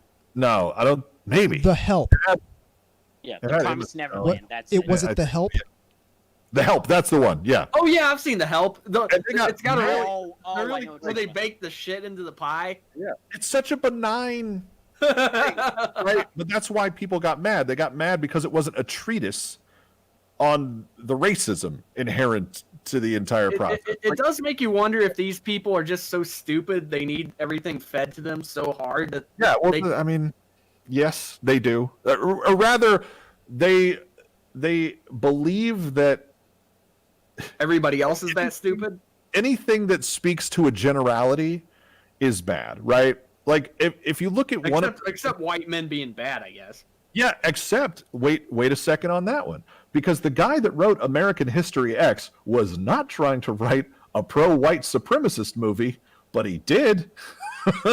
The white supremacist in that movie is the only one making good points the whole time. Like, every time he's in an argument with somebody who's anti his racist bullshit, that person stumbles and appeals to emotion and cannot come up with a good argument to save their life. And it's like, white supremacists love that movie because the white guy wins all the arguments and then curb stomps somebody.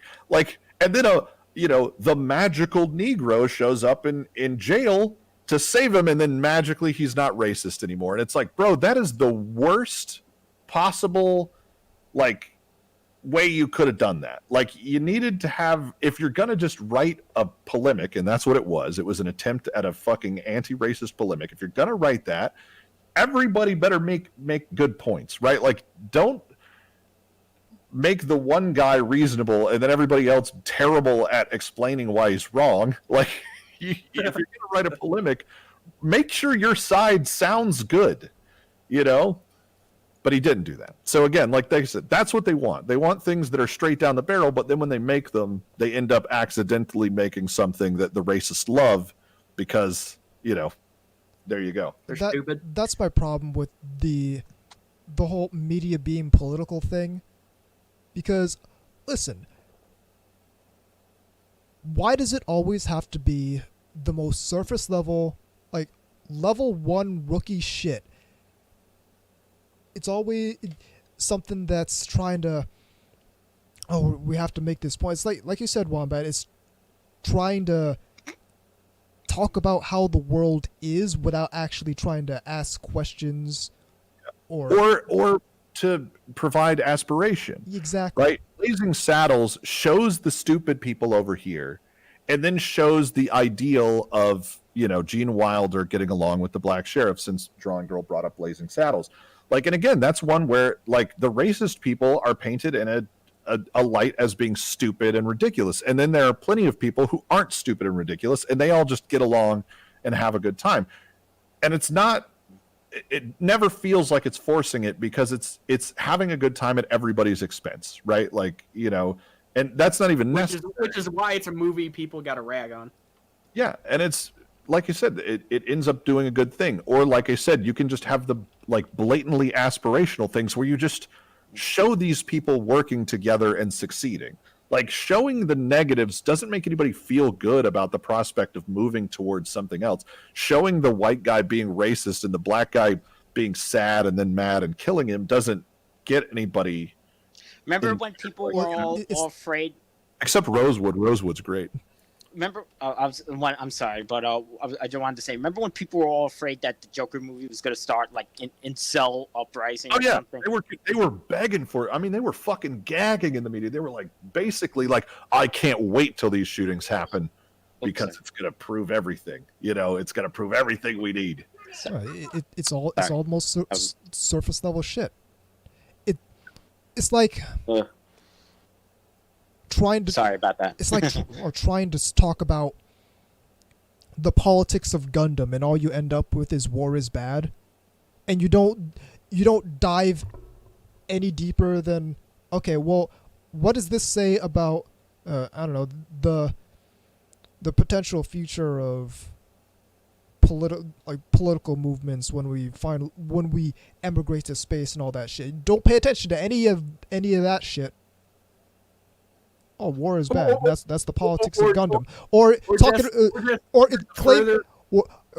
Here's one claiming Code Geass as this big leftist thing, when it's literally the story of a rich kid co-opting a movement of oppressed minorities for his own ends, for his own personal, so that he can just the rest of his family.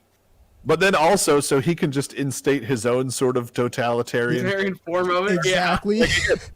But that's the most honest part about it, is that's what happens. Like, it's correct. That's exactly what happens.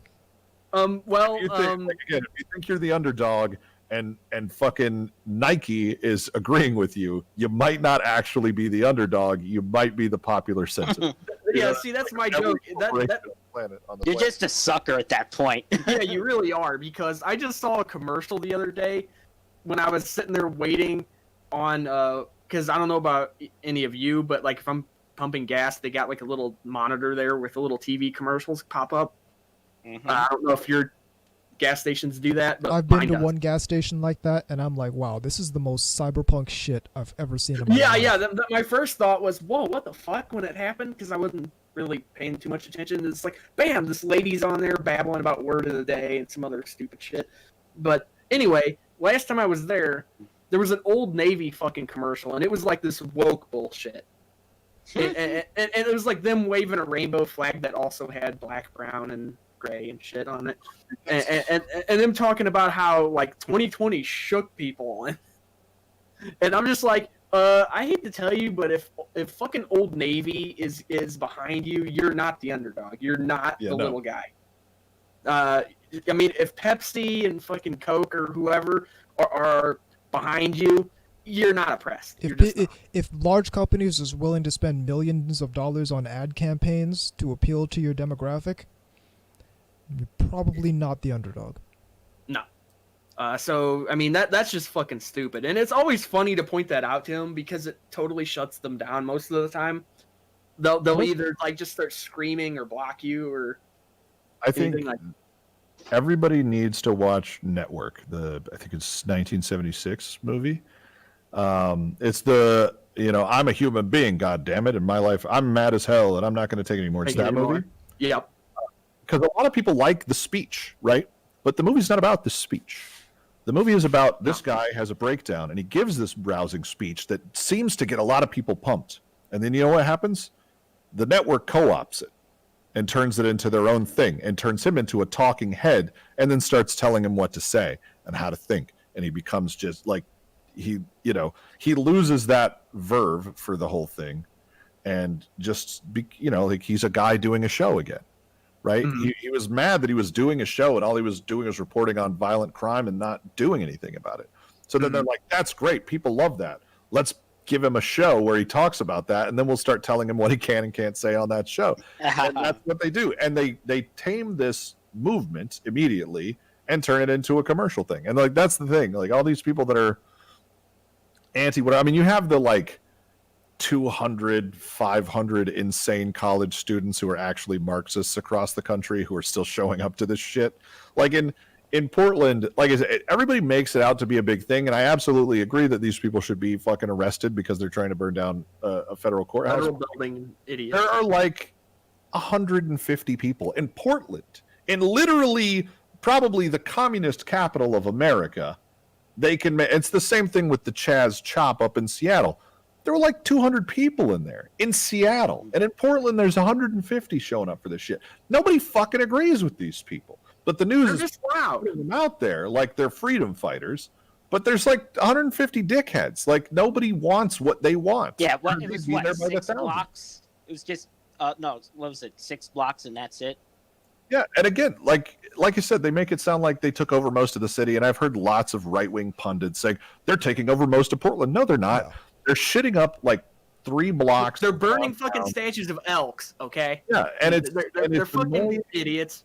But there aren't that many of them. You absolutely have to speak out against those people. Oh, for sure. You can't just let that go without let that go, and that's what consequence. No, most people probably want, but like.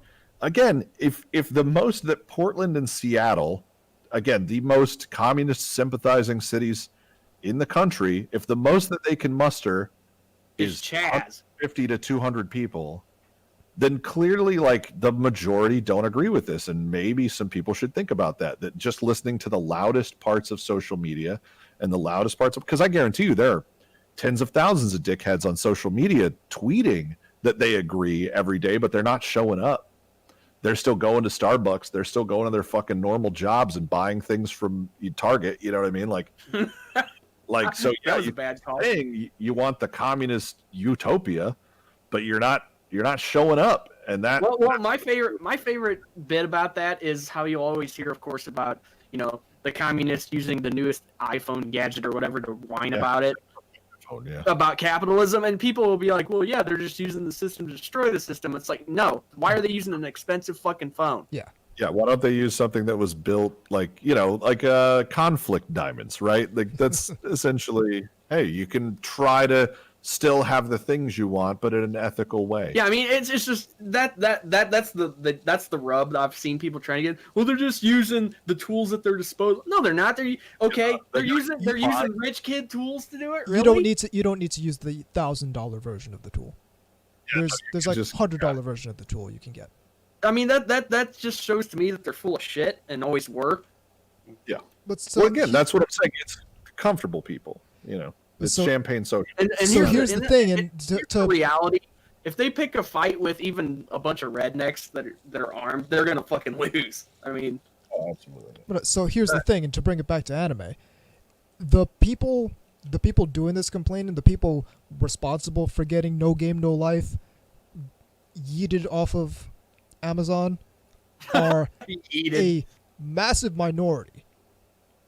They're a vocal minority, and they don't, in my opinion, I've been saying this for years now, they don't see as much vocal opposition as they should, not nearly enough vocal opposition as they should, but they are a minority. Some of them hold positions of influence in the subculture, and that's a problem. Because some of them hold positions of influence in companies that have decision-making power in the Western side of the subculture, and that's certainly a problem. And in my opinion, I think that should be punished by a lack of resources flowing to those companies. But that's not just my opinion. Absolutely. But at the very least, there should be the opposition to these paradigms should be more vocal, and we have been seeing that. Yeah, you're starting to see pushback. I mean, both here and there. I mean, like if you look at Japanese Twitter, even if you can't read moon runes, you'll see people translating stuff from authors and whatnot. Hang on, that's really cool shit though. Like this hasn't happened. This hasn't happened until like the past few months. We haven't gotten this back and forth translation from Japanese to English, from English to Japanese of all these people agreeing with each other that these elements of the Western subculture are garbage. And they don't represent, but they're making fun of them outright. I mean, I know they can't read it, but like you're seeing the translation. There is one account that's been There's a couple of them that have been translating back and forth. And you're seeing a lot of, oh no, it's these fucking loudmouths over there again. Yep. And that's the mentality they should have. Really, I mean, that don't listen to the fucking people here that are screeching that would have your country destroyed if they had their way or their wants.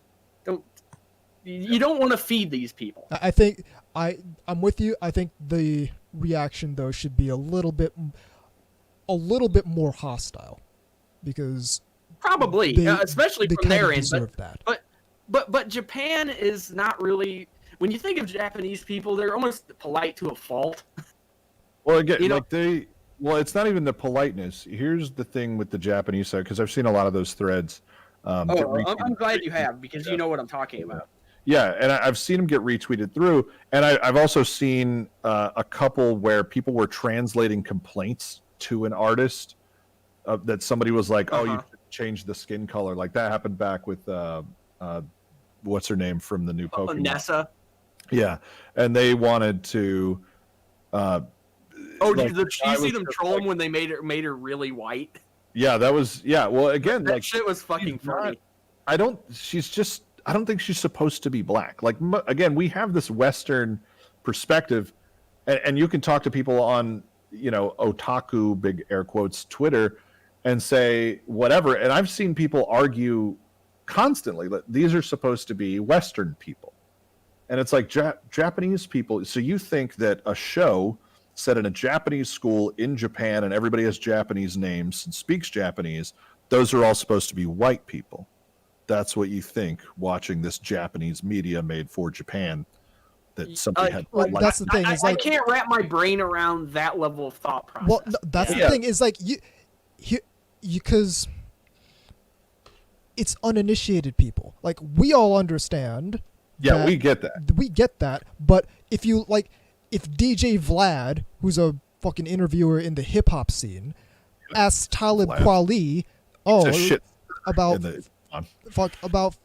Yeah, he's not very good. But ask Talib Kweli about his tweets about Japanese anime, and Talib Kweli says, "Yeah, all the anime characters look white." Nobody's gonna question that because fucking that just becomes gospel. Yeah, because they don't fucking know that. Like, DJ Vlad, get me on your show to talk about fucking anime. You don't have Talib Kweli, who hasn't even put out a hit in a decade, but that's beside the point. Don't have Talib Kweli come and talk about anime, but you're gonna get that because nobody knows any better. Well, yeah, and that's part of it's part of the issue is that there's no infrastructure nor any incentive to initiate new people into the actual subculture, especially not if you're Funimation or if you're Crunchyroll. No, because you want to grab as many people as you can, regardless of their level of commitment. Yeah, which is where the danger occurs. Yeah, if you start initiating people into the subculture, you will inevitably turn some of those people off, and they will leave the subculture. It's going to happen. Which is good for us, but it's bad for Crunchyroll, who's beholden to a massive company. And their whole gang of people. Which, go ahead. Back to my thing that started this whole thing, right? That guy drew Nessa, people thought too light, which again, she's supposed to be a Japanese character, so she's just very tan. And I tried explaining that to some people that, like, here's pictures of tan Japanese people. They get very dark, okay? They're Asians. It's not, okay? And to be fair to that guy, that artist, he basically said, like, I won't be changing this because, like, they have, in spite of the fact that most of what they do is commercial, the people in Japan have a very strong, like, their constitution's built after ours, that they have their artistic freedom. Yeah. They can draw whatever they want, and somebody else telling them to change it is, they feel that is a, like, push against their artistic freedom. Right. In the case of a guy like the Boku no Hero Academia author, like, if somebody's yelling at him, he's more sensitive to that because he's thinking, I'm creating a product for an audience. Right. But I'm sure he also, like, is thinking, yeah, I don't want to offend anybody. What the fuck is wrong with these people? Not to make my character this way, like, not put my character in this outfit. Okay, that's an offensive outfit to Westerners. Okay, I'm sorry. But, you know, for the most part, they have a very strong sense of, like, hey, I've got my right to free expression. I have that. So I'm going to draw this character however I want. Thank you for messaging me, and I'm sorry I've upset you. That's literally what the guy was saying back, is I'm sorry that you're upset, but I'm not changing it because it's my artistic freedom to do this. And also, like, the fucking absolute balls of a fucking white American Twitter user telling a Japanese person that a Japanese character is not the right color. It's fucking ridiculous. Like, when you actually roll that back to what's going on there, like, their own misunderstanding of a character that's supposed to be Japanese as a black person, and then screaming at a Japanese person for just drawing them with less of a tan is like, woo. Sounds really stupid when you say it out loud. Yeah, when you say it out loud, it kind of sounds like the white person's being an asshole to a minority. Damn. Yeesh. With their cultural imperialism and their... Yeah. But oh, right, back to one of the subtopics about censorship and shit like that I was going to get into about the tweets going back and forth, is that Japan isn't being polite. That's where I was going with it. That was the last thing K-God said. Japan isn't being polite.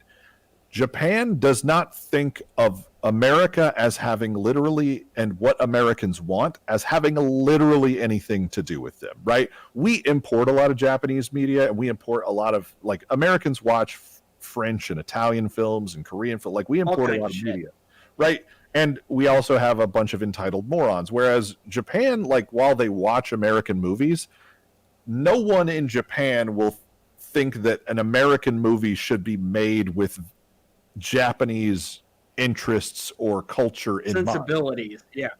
Yeah there's no because that's ridiculous. Consider that as and we shouldn't, but for some reason we've started to, because we've made, you know, culture just a byword for propaganda for various ways of thinking, which is dumb. But again, that's why Japan is having that reaction. Japan's having that reaction because they look at what, as Westerners in general, but America in specific, as having nothing to do with them, right? So they're like, we don't really give a shit what Americans think because we're not making it. I'm happy about that, but yeah, like, and again, that's the thing in America.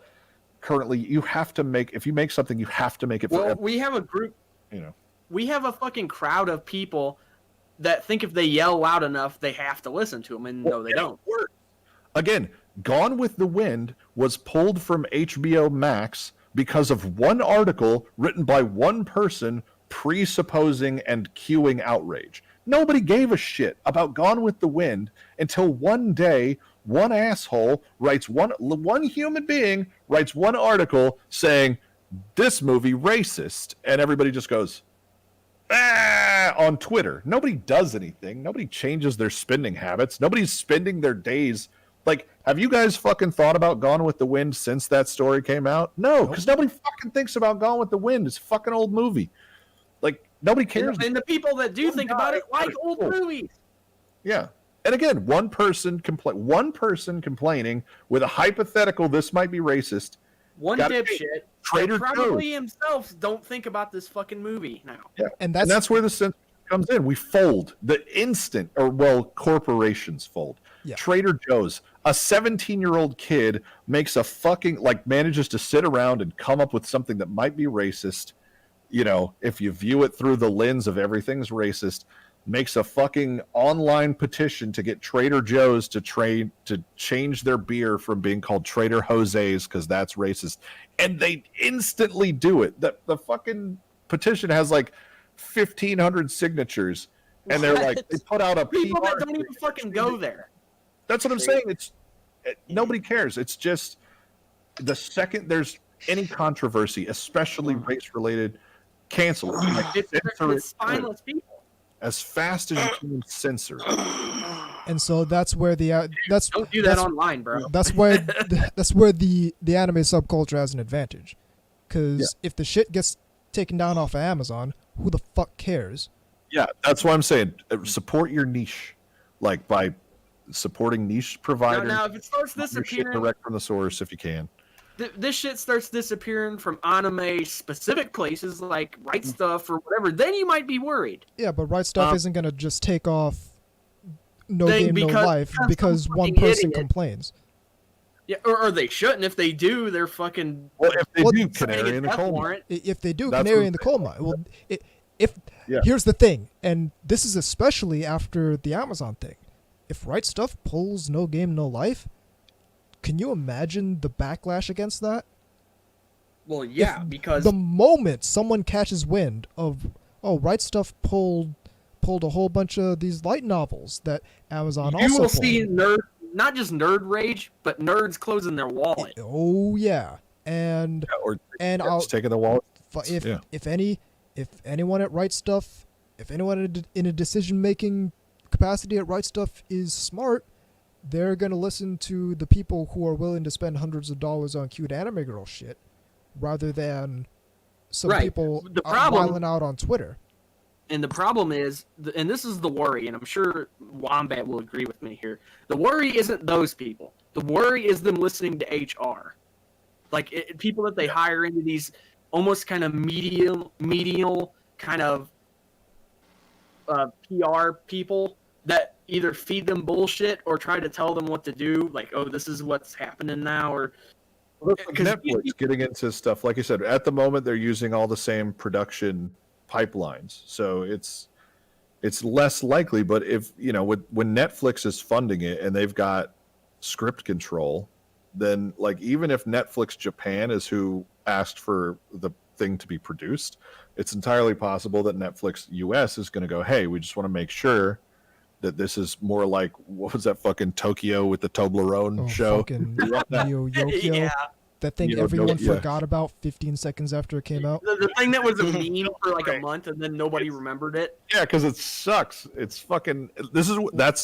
There's your American fan fiction anime. They suck at it. So Japan, you're still going to make plenty of money because fucking Christ, if that's the best we can do. Well, the thing is they try every couple of years to do some kind of Marvel crossover shit, and that doesn't appeal to anybody because It doesn't appeal to the comic book fans because they don't like anime. I'm speaking in generalities here. Obviously, there are some. And the Japanese don't like it because it's too comic booky. I mean, it's too Marvel-y. And it doesn't really... It just sort of sits there in the middle and doesn't sell very well to either crowd. And, well... I mean, do you know anybody that was really into those Madhouse crossovers that show up every once in a while? Big shrug. That's what I'm saying. Your silence speaks volumes. Well, yeah. What about Stan Lee's? What was that fucking movie? Hero Man. Hero Man, yeah. We watched an episode of that in Anime Club, and I never saw hide nor hair of it since. That never even got released here. Really? Yeah. Do you know how bad it is for something that Stan Lee was involved in to not be released here? You know what's hilarious? I got a book on my bookshelf called The Anime Boom in the United States, and Hero Man is on the cover. So that's kind of Holy shit. I don't know if I don't know if someone didn't tell the person putting together the cover of that book, hey, this thing never got released in the United States. I think there's probably a misunderstanding about what Stan Lee was doing there. Like, Stan Lee was trying to get Stan Lee, like, he had left Marvel, and he was trying to get Stan Lee Productions going. He also did that fucking shitty Pamela Anderson Lee. I guess maybe she was just Pamela Lee. Oh, that Stripperella deal or whatever? Yeah, that was a Stan Lee thing. Oh, it was? Wow. Yeah. I didn't know that. Yeah. Whew. Sorry, man. I mean, no offense. I actually like Stan Lee quite a bit. Yeah, but, created by Stan Lee. Yeah. But again, I'm not trying to that was good. Yeah.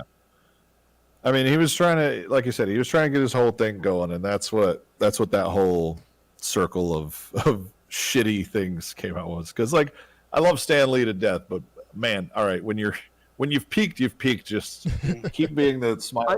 Nobody remembers any of those things were his. Just show up in the superhero movies with the cameo like we all expect you to. Yeah, exactly. Yeah. And at the same time, he put out a bunch of comics, like a bunch of Stan Lee Presents comics that were original ideas, and none of them took off. And I don't even think he wrote most of them. He just did the concept. And then was it like ghost written or? Yeah. His final years were shit. They were credited. They were credited to the people. They were just like created by Stan Lee. Okay, yeah. This guy art. Like in comics, the art is like everything's credited very. Yeah. His final years were shit because they were trying to do the Me Too thing with him. Oh yeah, I forgot about that. Yeah. Which, come on, bro. Well, I do respect him in the sense that, like, when these people came after him to, like, to blackify and, like, to racially bend, like, his superheroes, he said, why don't you just make your own? Yeah. Like, I mean, I give him props for not bending the knee there. I'm sure the people above, assuming there is people above him, I mean, really, were pissed about that. But at the time, there wouldn't have been anybody now. Like, at the time, like, Stan Lee wasn't, he hasn't been the editor-in-chief at Marvel since, like, the 80s or something. Right. Left, but. No. I mean, and it's not like he was hurting for probably money or anything. Oh, that's okay. Now we got safe space. Don't remind me about that. It's everybody loves it. And people wonder, have you seen modern comics? I mean, it's like, and people wonder why I basically only watch anime now. I mean, the same thing about the 90s is kind of true now with comics, in that if you really want to really get into them and the American side of things, or the Western, however you want to see it, you do kind of have to dig under the surface. You do. Because you're not going to find you're not going to get your Spider-Mans and stuff like that. You're going to have to look more like you did for stuff like Preacher or... Yeah, and it's like I don't exclusively watch anime, but it's like 90-10. And I mean, there's kind of a reason for that. I mean, well, I've always told you guys that I know. Put it this way: the last Western cartoons I really got into that weren't predominantly comedies were probably Batman the Animated Series and Gargoyles. Same. Yeah, that was a while ago. But yeah, that's what I'm saying. Look how long ago that was. Yeah. I do like some of those, like, Adult Swim original stuff. I know they're terribly drawn and they're, like, But yeah, but most of those are supposed to be funny. Yeah, They're like- usually it's not. like- Oh no, I- we can't do serious animation at all here. It's like I enjoyed Aqua Teen Hunger Force just because it's that could be funny. ridiculous. It's a I ridiculous really show. like- Okay. I'm wrong. Space Ghost. Space Ghost, of course. I like Space Ghost. Yeah. C-Lab 2021. C-Lab 2021. Those are also, and Harvey Birdman, Attorney at Law. But I I was love- thinking Hanna-Barbera stuff. Yeah. I that they have the enjoy rights to, and just kinda 12-ounce mouse because that's got a new season now.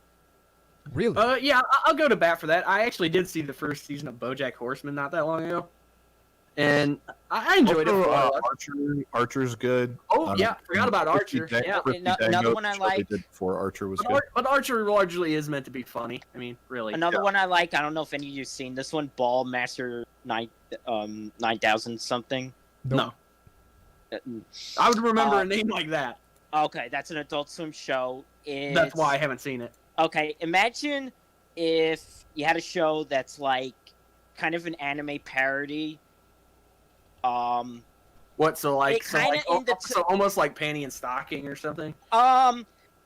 It looks like if you had someone who normally did the Cal Arts thing, but tried to emulate like Trigger. Huh. I don't know if I like the sound of that or not. Because I'm picky about my Trigger. Well, specifically like Kill La Kill, like Uh-huh. that. Would you say that's a trigger warning? Mm-hmm. Dun Oh, dun Jesus. I know how to drop in for this. He is wrong! The gentleman is wrong! Thank you. But okay, So no, so what we're starting to see, to kind of glide it back over to Japan a little bit, since we were talking about them. Yeah. You're starting to see them push back though, which is nice. yeah. Yeah. Oh yeah. I mean, you gotta love it when someone like Ken Akamatsu, whose primary thing everybody remembers him for is Love Hina, or maybe Negima or whatever. Yeah. Let's have Ken Akamatsu has been on the forefront of the freedom of expression movement in for a Japan long for a time. very long time. But he was one of the main people fighting against the Tokyo Youth Bill way back in the day. yeah. Well, yeah, I Right. mean, when he canceled Negima, he put a pretty, like, by Japanese standards, scathing statement Yeah. at the end of the. And the thing is he wouldn't be the first person. Even like one of the masters of anime, Go Nagai, was like that. Oh yeah. Like they did. Here's what people don't know is when he came out with his stuff like Cutie Honey or Devilman, he got ran out of almost fucking town. Oh no, that was Shameless School you're thinking of. Oh yeah. Okay, sorry, but that's what he got in trouble for. And he was I like, remember.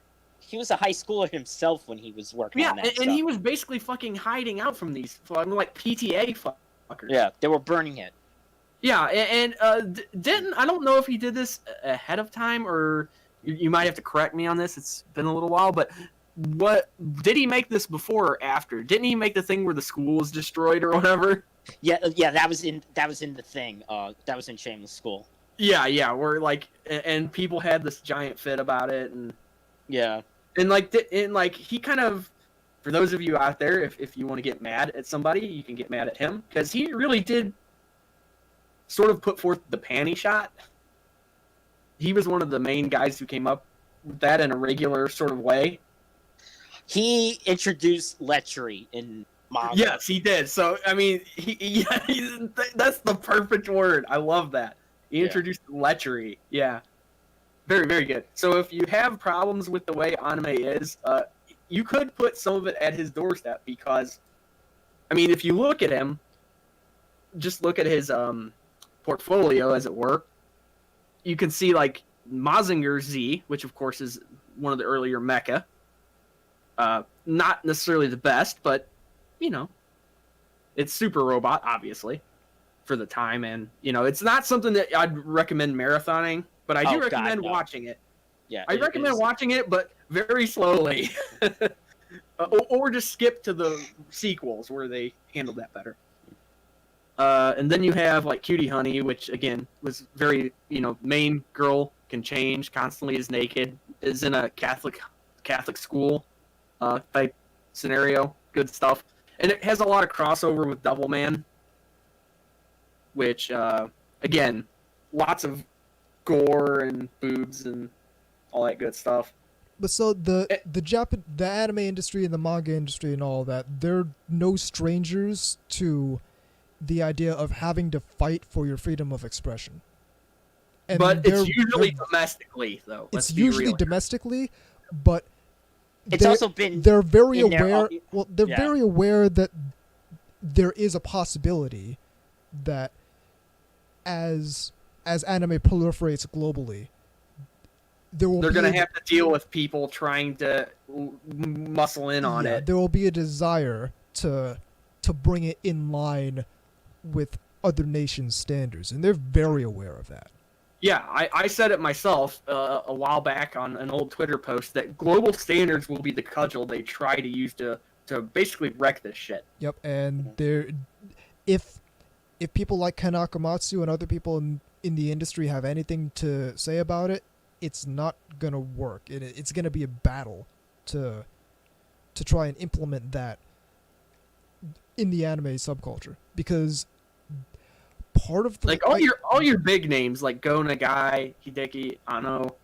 Well, yeah, like I said before, Takamatsu, all these people, even if they're not super on board with some of this other stuff, they're not a fan of Western encroachment on their freedom of art. Yeah, like I said before, part of what makes anime so appealing over here, let alone anywhere else, is because it's so different from from other shit that we're getting. And part of that's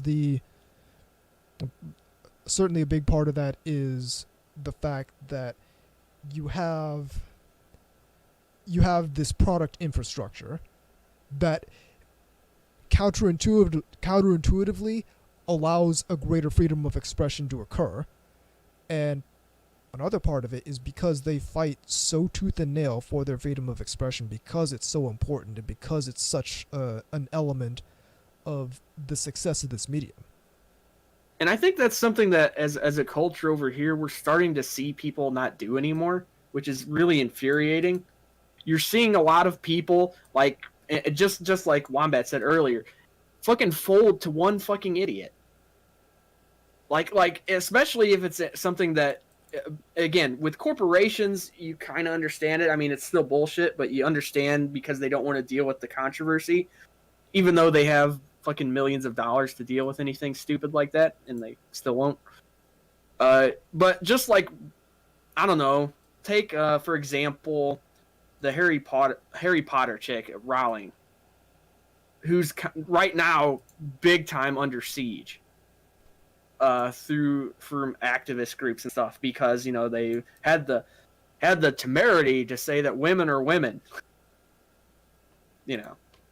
and like apparently that's some sort of Holocaust level offense. Maybe that's just odd to me.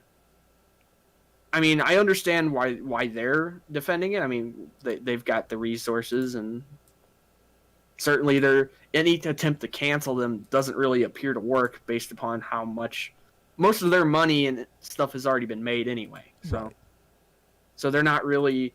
It's not like she just put out her first book and they're trying to like tear her head off. Yeah. Well, again, I think a big part of it too is that people are convinced that for some reason this certain set of people are going to massively change their buying habits. Their buying habits, yeah, based on outrage, and that's, it takes a lot to get people to change their buying habits. I mean, you might want to worry if you're somebody like Gillette who saw like an 11% drop in sales or something. Yeah, which I guarantee those heads of the well, yeah, publicly they had nothing to do with that. Nothing to do with people switching off. Like if it's something like that you buy regularly, if you're a paper towel manufacturer, okay, it's fairly easy for somebody to go buy a different paper towel unless your product is actually superior in some way. But for a lot of these things, like if you're like Crunchyroll, if you're fucking Amazon, nobody's going to stop using Amazon and start paying $30 for shipping on everything they buy just because you do something they don't like. And that's the problem both ways, right? Like Amazon's a wokey corporation. But yeah, I mean, part of the core of the problem is that how easy it is to amplify a very small number of voices, right? And when people are how much organized. people think those small voices matter. Yeah. Well, again, you used to see this problem back in the day. Remember when Janet Jackson's titty came out at the Super Bowl?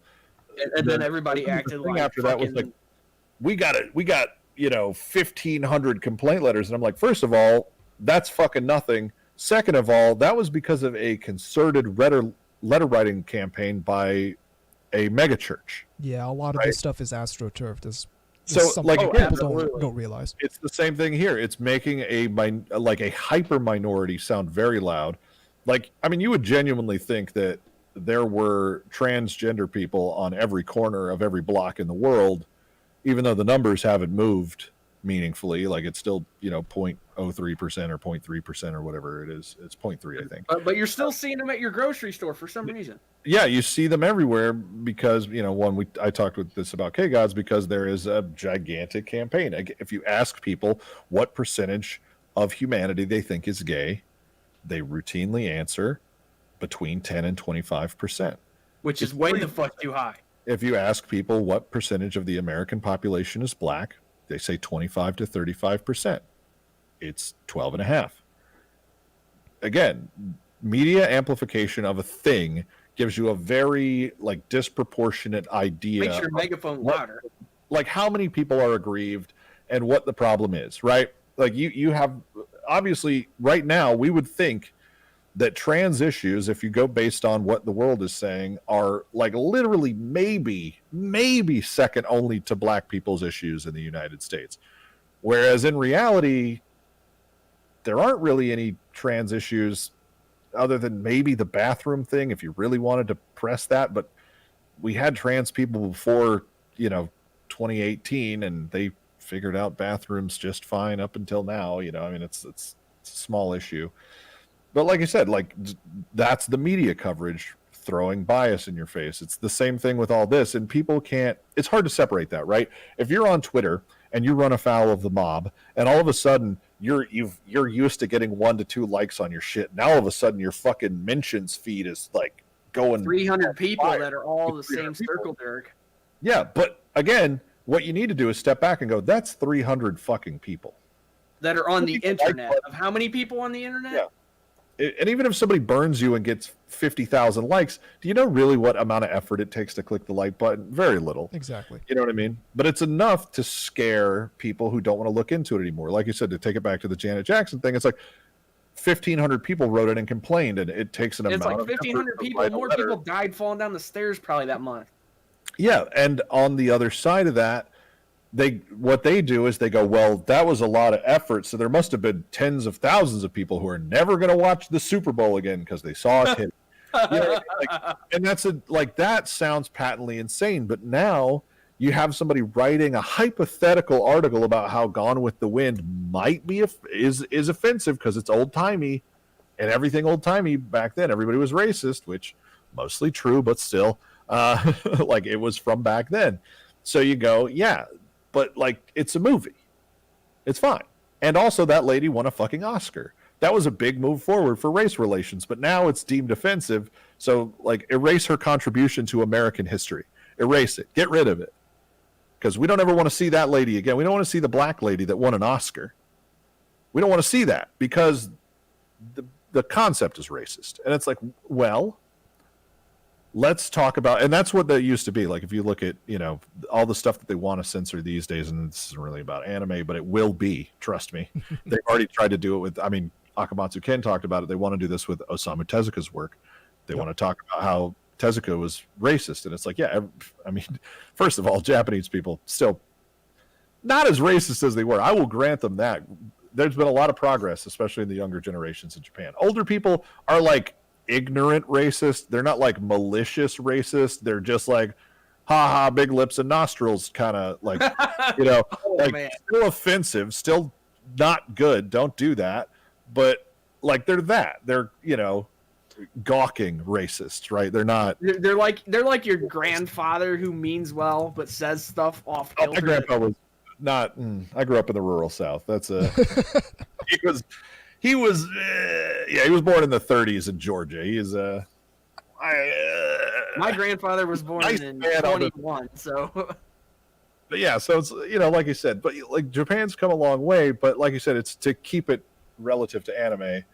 It's it's that same thing here. That's what the Gone with the Wind thing was. One guy wrote a think piece about how maybe people are going to be upset, or people should be upset. It was a rallying cry to get a reaction out of a major organization to prove the power of their movement, right? And it's the same thing all the time, right? Like anytime it's people who are like, we need to do something about this lolly manga in Japan, trying to get laws in Japan passed, and the same thing over here in America, which has a lot harder time catching on in America because lolly manga is under the radar until Grimes goes fucking retweeting people.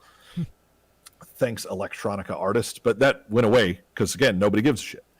But yeah, like it's that same kind of thing. It's like, let's prove the power of our very small angry movement. Most people don't give a shit, but the term virtue signaling is a good term in my opinion because there is a lot of people that are clearly just doing this for the dopamine rushes that they get from being a quote unquote good guy.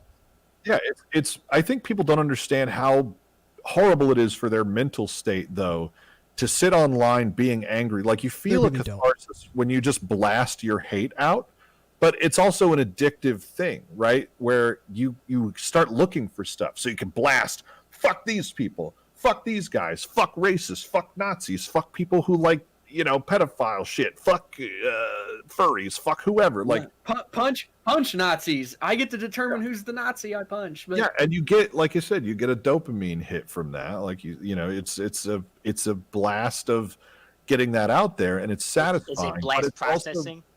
Yeah, blast processing. But it makes you miserable. You know what I mean? It makes you fucking like it. Have you ever met anybody? Have you ever met these people? Not a one of them is happy. They're not. No, they're miserable, humorless fucks, and like when that's the way they're people you would not hang out with by choice ever.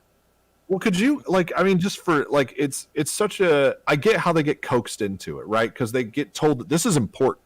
This is if you want to be a good person, you need to do this. This, and that. They get lied to. At stake here, which I've always found to be a weird like statement to be evocative. Black bodies, like, whoa, that's uncomfortable. And I know that's kind of the point of this, but it's just like that seems kind of dismissive. Like say lives, like I consider lives, bodies as like it's like that Nina Williams. Well, it wasn't her song, but she sang it. The Strange Fruit, right? Like that one's supposed to be uncomfortable in that way. Like, but I've heard black bodies used as like almost a positive kind of thing, and I'm like, no, it's an uncomfortable image. Like you're wrong. Anyway, back to the core premise. Like I said, you're being sold a way to be a virtuous person who gets to be part of a movement, right? Like these people, and I'm an atheist, but these people are secular, but their lives lack meaning. Like they haven't, they've decided that they have nothing greater to live for, but they haven't been able Well, that's become their religion now. Yeah. It's becoming, that's what I'm saying. It slots in very nicely. They get to be right. It's the vacuum. It's the vacuum. Well, it's like nature pours a vacuum, so that's where this is coming in. Well, it's like the culture they surround themselves with has been telling them for years how nothing has any meaning, nothing matters except being part of this, that, and the third movement, and that's what's gonna give you some purpose in life. But there's definitely isn't any intrinsic purpose to life. So to give yourself purpose, you have to join. It just happens to be you have to join my political movement. Or cult, here's the thing about it. Like you probably look at that as, and the white people are basically, they're like, your ultimate goal in this is to make yourself worse, right? And you kind of think, why would anybody sign up for that? But when you have no position in life, being told that you can have a position in life, but that like there's meaning in being lesser and lower and worse than the people that we're saying are above you or better than you, that still gives you a position. It still gives you meaning. You don't have to create it yourself anymore. So now all you have to do is say, these people are always right. Everybody that's a minority is better than me and correcter than me about everything. And that's a purpose. Like they don't have to think anymore. They have their position. Did you ever see the picture of, I think it was a woman. I cannot tell because it was really fat, like You really cannot tell what the gender was. Yeah, but now this person was white, but was wearing like a one piece. Oh, the fuck white people. Yes. Yeah, the fuck white people guy. Yeah. I'm like, whoa, what? Whoa, there's some cognitive dissonance going on there. I mean, but again, like I said, it's not even like he genuinely, like, he believes himself to be one of the good ones, obviously, which is a hilarious thing that used to be a racist phrase, but is now just a racist phrase in a different direction. But yeah, he's an ally. They call it an ally instead of one of the good ones. Because that's exactly one of the good ones. It's the same idea. It's rewrapped. Yeah, it's rewrapped. And again, he pictures himself as one of those. Yes, he's one of the good white people. The other white people are the white people that fuck them. Like, there's a George Carlin joke about this where he's talking about them like how like shitty every like golf courses are as a concept. Yeah. And he just kind of stops and goes, "You guys think I'm not making this joke about you? Like, there are people in here laughing, and this is about you. So you're laughing, but I'm talking shit about you. Like, you imagine I'm not because you're here and you're like, oh, I get it. But no, it's you. It's you still." And Dave Chappelle just had a great bit with that, too, on one of his last ones, where he basically was making the joke about, he's like, do you know who this is? And they're like, yeah, Trump supporters. He's like, no, it's fucking you. And it's, I mean, again, that's what I'm saying. Like, some guy in the audience goes, Trump. And you're like, no, you. And then, like, it gets uncomfortably quiet for a minute. Yeah, and he's like, yeah, that's right. And I appreciate when, people do that, because it's like, yeah, the comedy's all in good fun, but if they're making... But he's trying to prove a point. Exactly. Yeah.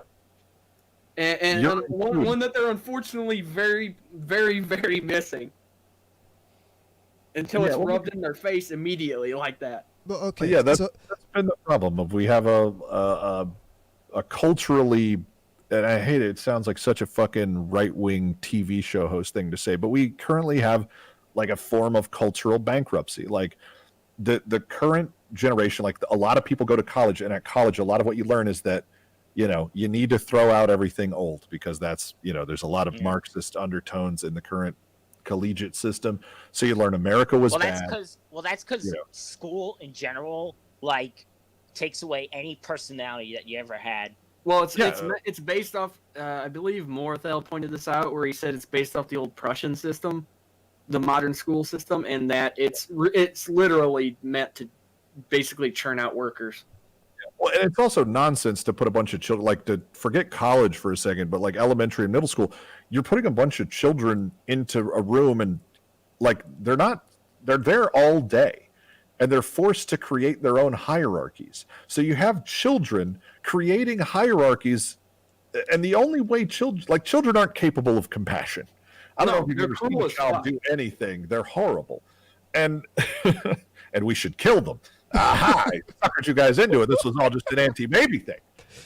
We put kids in, and we feed them to a system, and then tell them to just make up their own hierarchy, because there's one adult. Right. There's one adult in the room that solves all your problems. So create your own hierarchy amongst yourselves, and anytime anything goes wrong, ask the single adult authority figure to solve it for you. Right? That can't ever go wrong. So you end up creating Lord of the Flies. Yeah, it's quietly cruel, and then the teacher gets to pick winners and losers at the end of the day. Exactly. Right? So the teacher decides who's the bad kid and who's the good kid. So they're probably wrong half the time. 90% of the time, more than half the time. Experience as a kid, yeah. But yeah, like, again, at least half the time. We just cut these kids loose to create nonsense hierarchies where their peer group is the only thing worthy of respect. So, and then the school is responsible now also for teaching them morals and teaching them their place in the world. Whatever your parents think doesn't matter, because in fact, they can actively get you taken from your parents if they deem them bad people. So your parents, you spend the time you spend with your parents as a child in the standard school system that most of the world deals with is minimal. It's a couple hours a day, maybe, because you've got homework, and they're probably not helping you with your homework because they also are working until 5. They've got an hour. Or they just don't understand the Common Core shit. So yeah, so your kid, I mean, that's getting into criticism of the school system, which is, fine. But also it's, like I said, it's one of those things where you don't spend time with your parents. So how could you inherit your parents' point of view on things, unless they make it a very good point to spend time with their kids on the weekends and like go, hey, this is why we do these things and this is why blah blah blah. So now school dictates the culture. In Japan, the school is they have a monoculture, so going to school and learning your culture at school isn't a problem.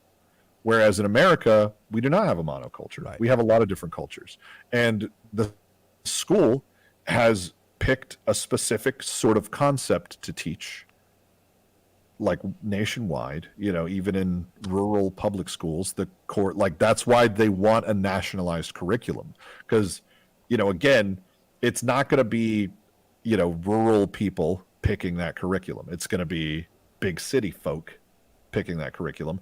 And that's going to be what gets taught to kids. And again, so on top of kids creating their own hierarchies, they then have a teacher picking winners and losers and telling them how the world works. So literally everything that our society for the past 20 years has been less time spent with kids by parents and more time spent learning like this centralized concept of what culture is supposed to be, and also horrifying child-based hierarchies, which is a nightmare and nobody should be okay with. It leads to this. Like, it leads to a bunch of people who don't have direction, who don't have context for the world, who don't have great relationships with their parents. Sometimes they have supportive parents, but even then, they're spending 8 hours a day with their teacher and 2 hours a day with their parents. So parents are less important, which means, like I said, the ability to pass along moral concepts or a feeling of structure or place in the world is gone. But here's that new iPad.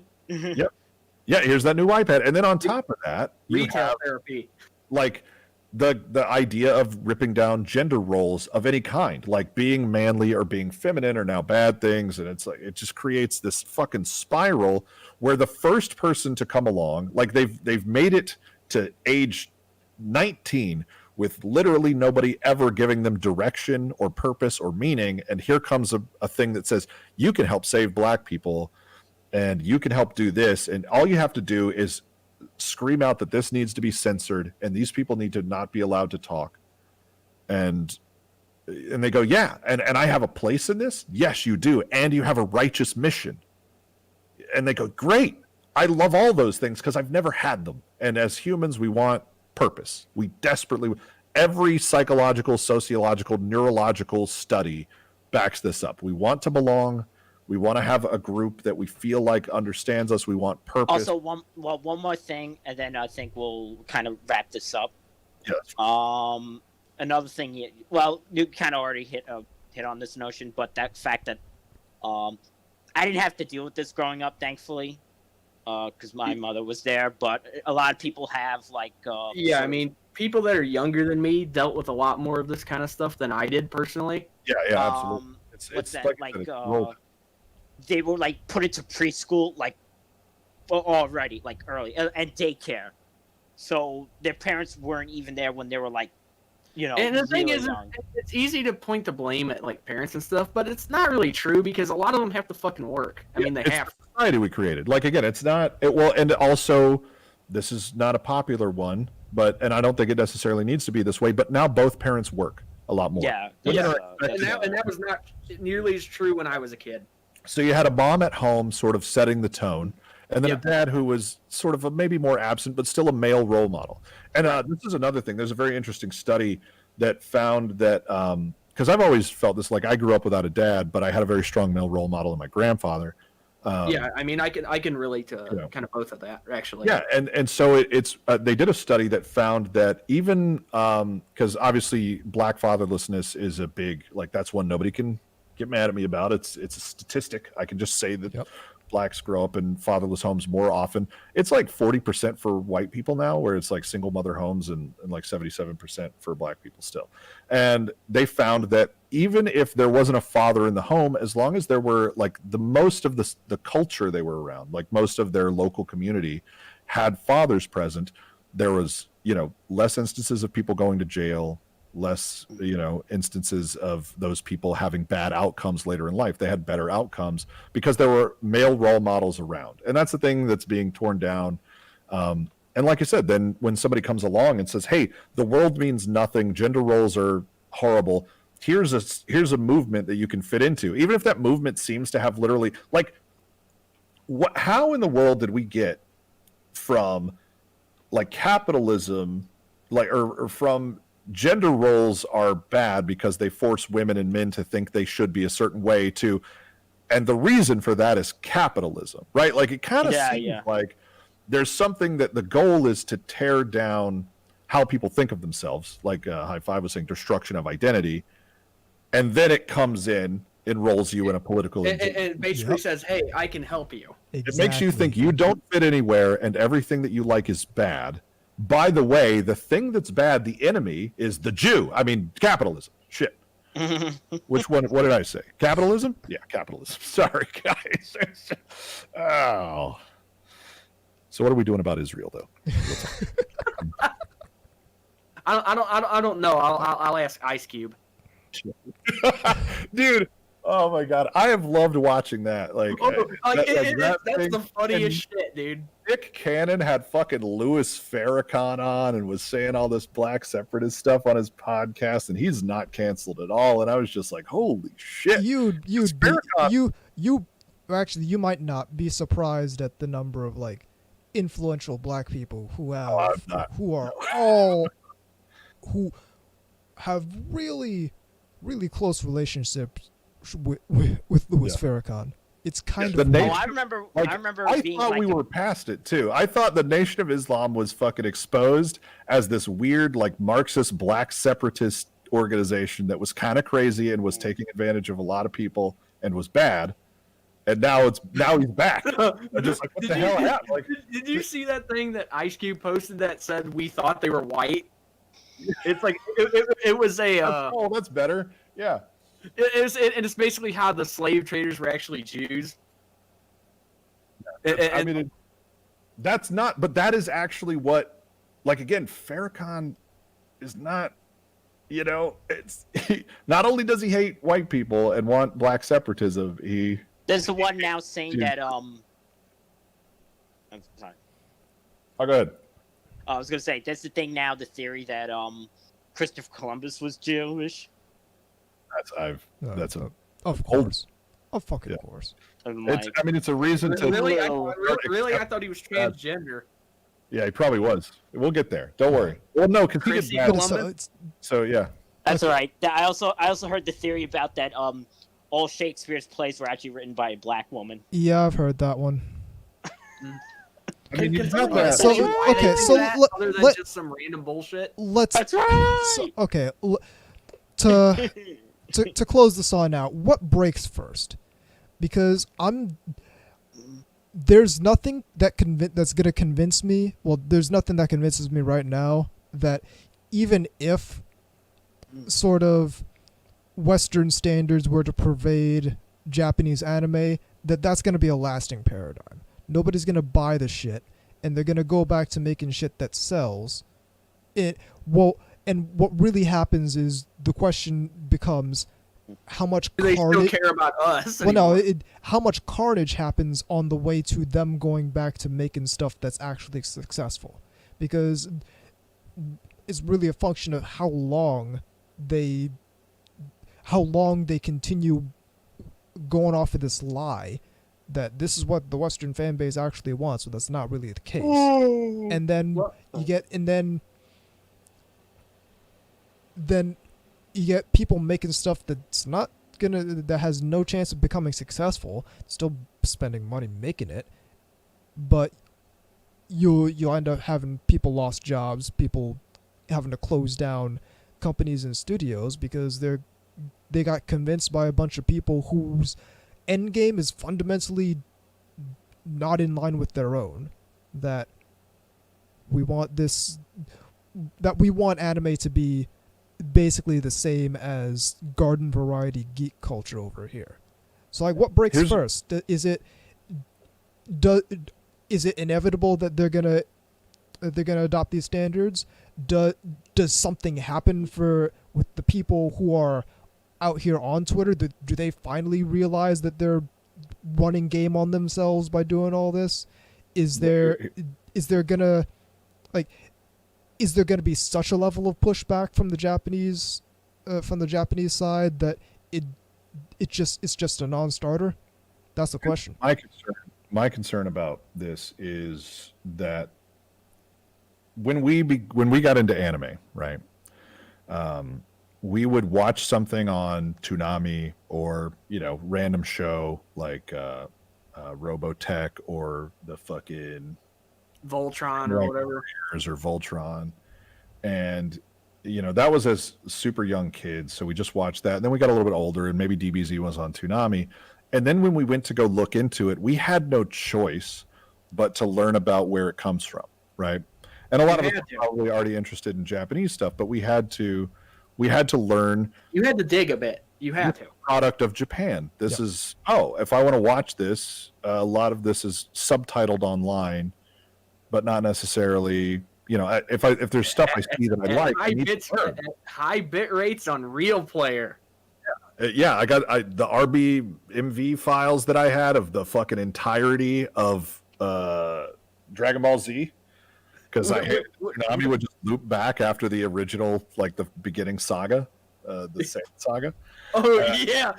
Because midway through fucking the Namek saga, it just cuts right back to the Raditz thing. Straight back to the start. And you're just like, hey, what the fuck happened? Yeah, well, what happened? So I went and found that shit online. Thank you, blackgoku.com, I think, was where I got those. What a champion. One of the fucking heroes of our time. I didn't have an internet connection until around 99. I had dial-up, and those things were still they were like 10 megabytes, and they were 56K advanced speeds, bro. Forever. But like you said, we had to look into that stuff, right? There was no other way to do it. Is that you have an entire, we're just at the cusp, really, of sort of anime being popular enough that you've got rappers talking about it, you've got all kinds of people talking about this stuff who never have to understand where it comes from. They don't have to, because you can exist entirely, and this was true probably starting from about the mid 2000s, but now it's popular enough, right? There's enough stuff coming out, just about everything gets a shitty subtitle, right?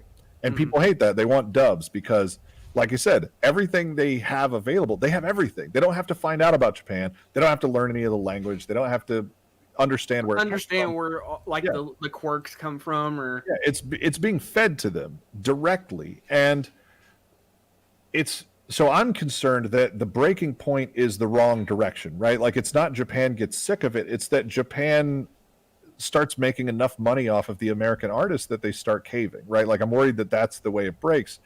And that's possible. I don't think manga is going to go that way because we just don't read here. And that's a good thing in this case.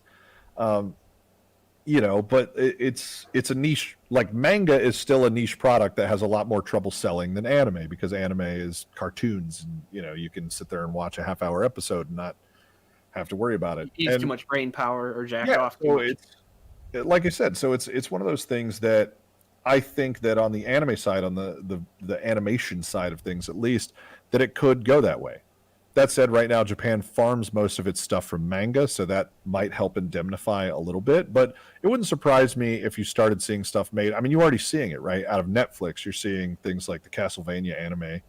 Well, that's made in Texas. That's actually not animated. Well, again, it is in the style, right? Yeah. It's marketed as anime, and while that might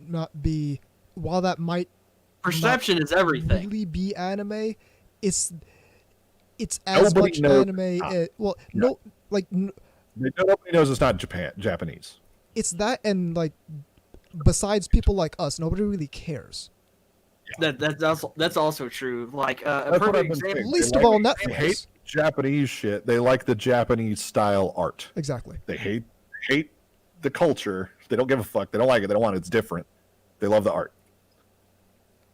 Yeah, I mean, you see that in the kind of stuff that actually does try to be passed off as anime, like Ruby or fucking Avatar: Last Airbender. Avatar, yeah. And then you get just flat out fucking idiots like Mother's Basement. And again, those are at least, like with Ruby, at least everybody knows where that's coming from, and it's janky enough. And Avatar, everybody knows that was Nickelodeon. That wasn't whatever. Netflix is like, who's making this? Where's it from? oh, Netflix is making a Castlevania anime. That's how it's being sold. Like Avatar was sold as a cartoon. It's this cartoon on Nickelodeon. You know, it's anime style, but so is Teen Titans. And it doesn't help that it gets mixed up with legitimate things like Devilman Crybaby. Like, you know, that's actually farmed that's out. what I'm saying. Yeah, like I mean, the guy. It's sitting there right next to that and Velvet Evergarden. Is that what it was called? Violet Evergarden. Evergarden. Violet, And the fact that which was also marketed as a quote Netflix original. Yeah. Right. And besides that, you also have the fact that they're playing stuff. They're playing stuff like Ava or Fairy Tale or what have you. Yeah. So like I said, it's right in there. It's in the same thing. Avatar was on Nickelodeon. It's, you know, right after SpongeBob. Like, okay, it's American cartoon. You know, it wasn't in a special block of anime like fucking, you know, Toonami or whatever. It's not. I mean, it's not. They didn't try to shoehorn it in there. So that's what I'm saying. Like, that's my concern, is that like that could go one of two ways. One, either America just starts creating their own stuff, and that's going to speak better to an American audience. Guardian Spice is going to come out any minute. Not that. Any minute now. They've been fucking quiet about that. Let me tell you. Oh yeah. Come out. Just you That's going wait. to get released real quietly, if at all. I don't know why they continue spending money on that, but hey, they said it was great. They admitted to hiring malpractice in their trailer. They said, we don't hire boys. Yep. That's great. I love that. Admit to discrimination right in the trailer. Yeah. But yeah, it's I don't care. If you're a dude working at that studio, I feel bad for you. That show's just that's a very gynecological. If you're a dude if you're a dude working at that studio, you probably won't be this long. It's sort of, but it's starting to get kind of late-ish, so I think we should just wrap it up. Yeah, we get it. You have a bedtime still. Anyway, yeah, so back on point, I think that the way this breaks is, like you're right, it could go a couple of different ways. Either Japan starts producing stuff for America, or America starts producing stuff. And now that the traditional network concepts and everything streaming are going away, I think it's very possible to see that. I think independent stuff, you know, goes that way, especially with Netflix funding what they're calling anime. Like, again, everywhere I saw that was advertised as anime. You know, I think it either goes that way or Japan starts doing stuff. I don't think you see a market big enough in the English-speaking world, because here's the thing. Japan can also sell manga to Southeast Asia and other cultures who are much more in line with their way of thinking. They have a lot of... If China ever calms the fuck down, China is a massive market. Korea is a massive market, even though they hate each other. You know, Korea is a massive market for this stuff, and they don't want, like you said, Southeast Asia again, if they can get the stuff down there.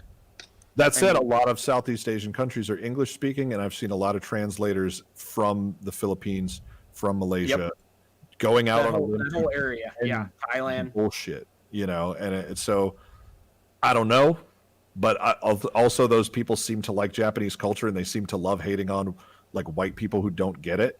So, like, at the same time that they're very, like, you know, pro, say, trans rights, they're on board with that stuff.